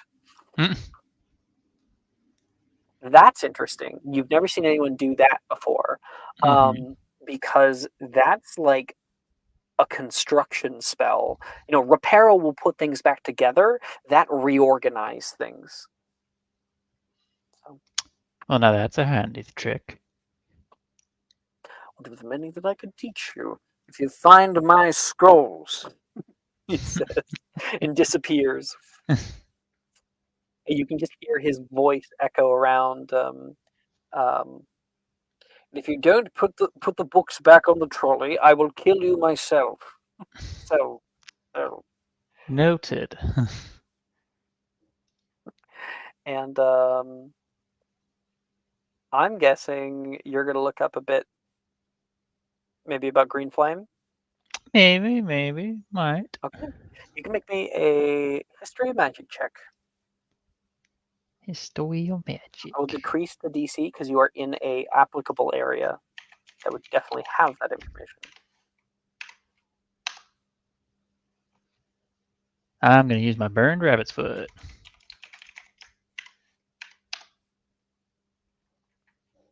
13. Take us up. Huh? Take us up. You get a sub? That's a 12. Oof. So 13. Okay. So that's just under where I was looking for. I was looking for 14. So what ends up happening, and it's not necessarily bad, you're just under the cusp. So you spend the next hour down here so far that you actually miss the curfew bell. Boom, boom, you just keep still down here. Thing I'm a Eventually, you prefect. find a book that begins to go through some of this stuff, and you look up and look at a clock, and you realize the clock hasn't moved. Apparently, it's broken. The clock in here is broken, and you realize it's been way too long. You're supposed to have rounds right now. Well, I'll just. And she'll like close Before the rounds, book. you always meet up with the head boy or head girl, and then you go out on them, so they're gonna know you're not here on time. Oh, we've been doing this a little while. I can just smooth talk my way through it. It's fine. But that last book seemed to have some mention of what you're looking for. So you're able to pocket that book. That book is Journeys into the Soul by Ooh, okay. Theremin Stracker.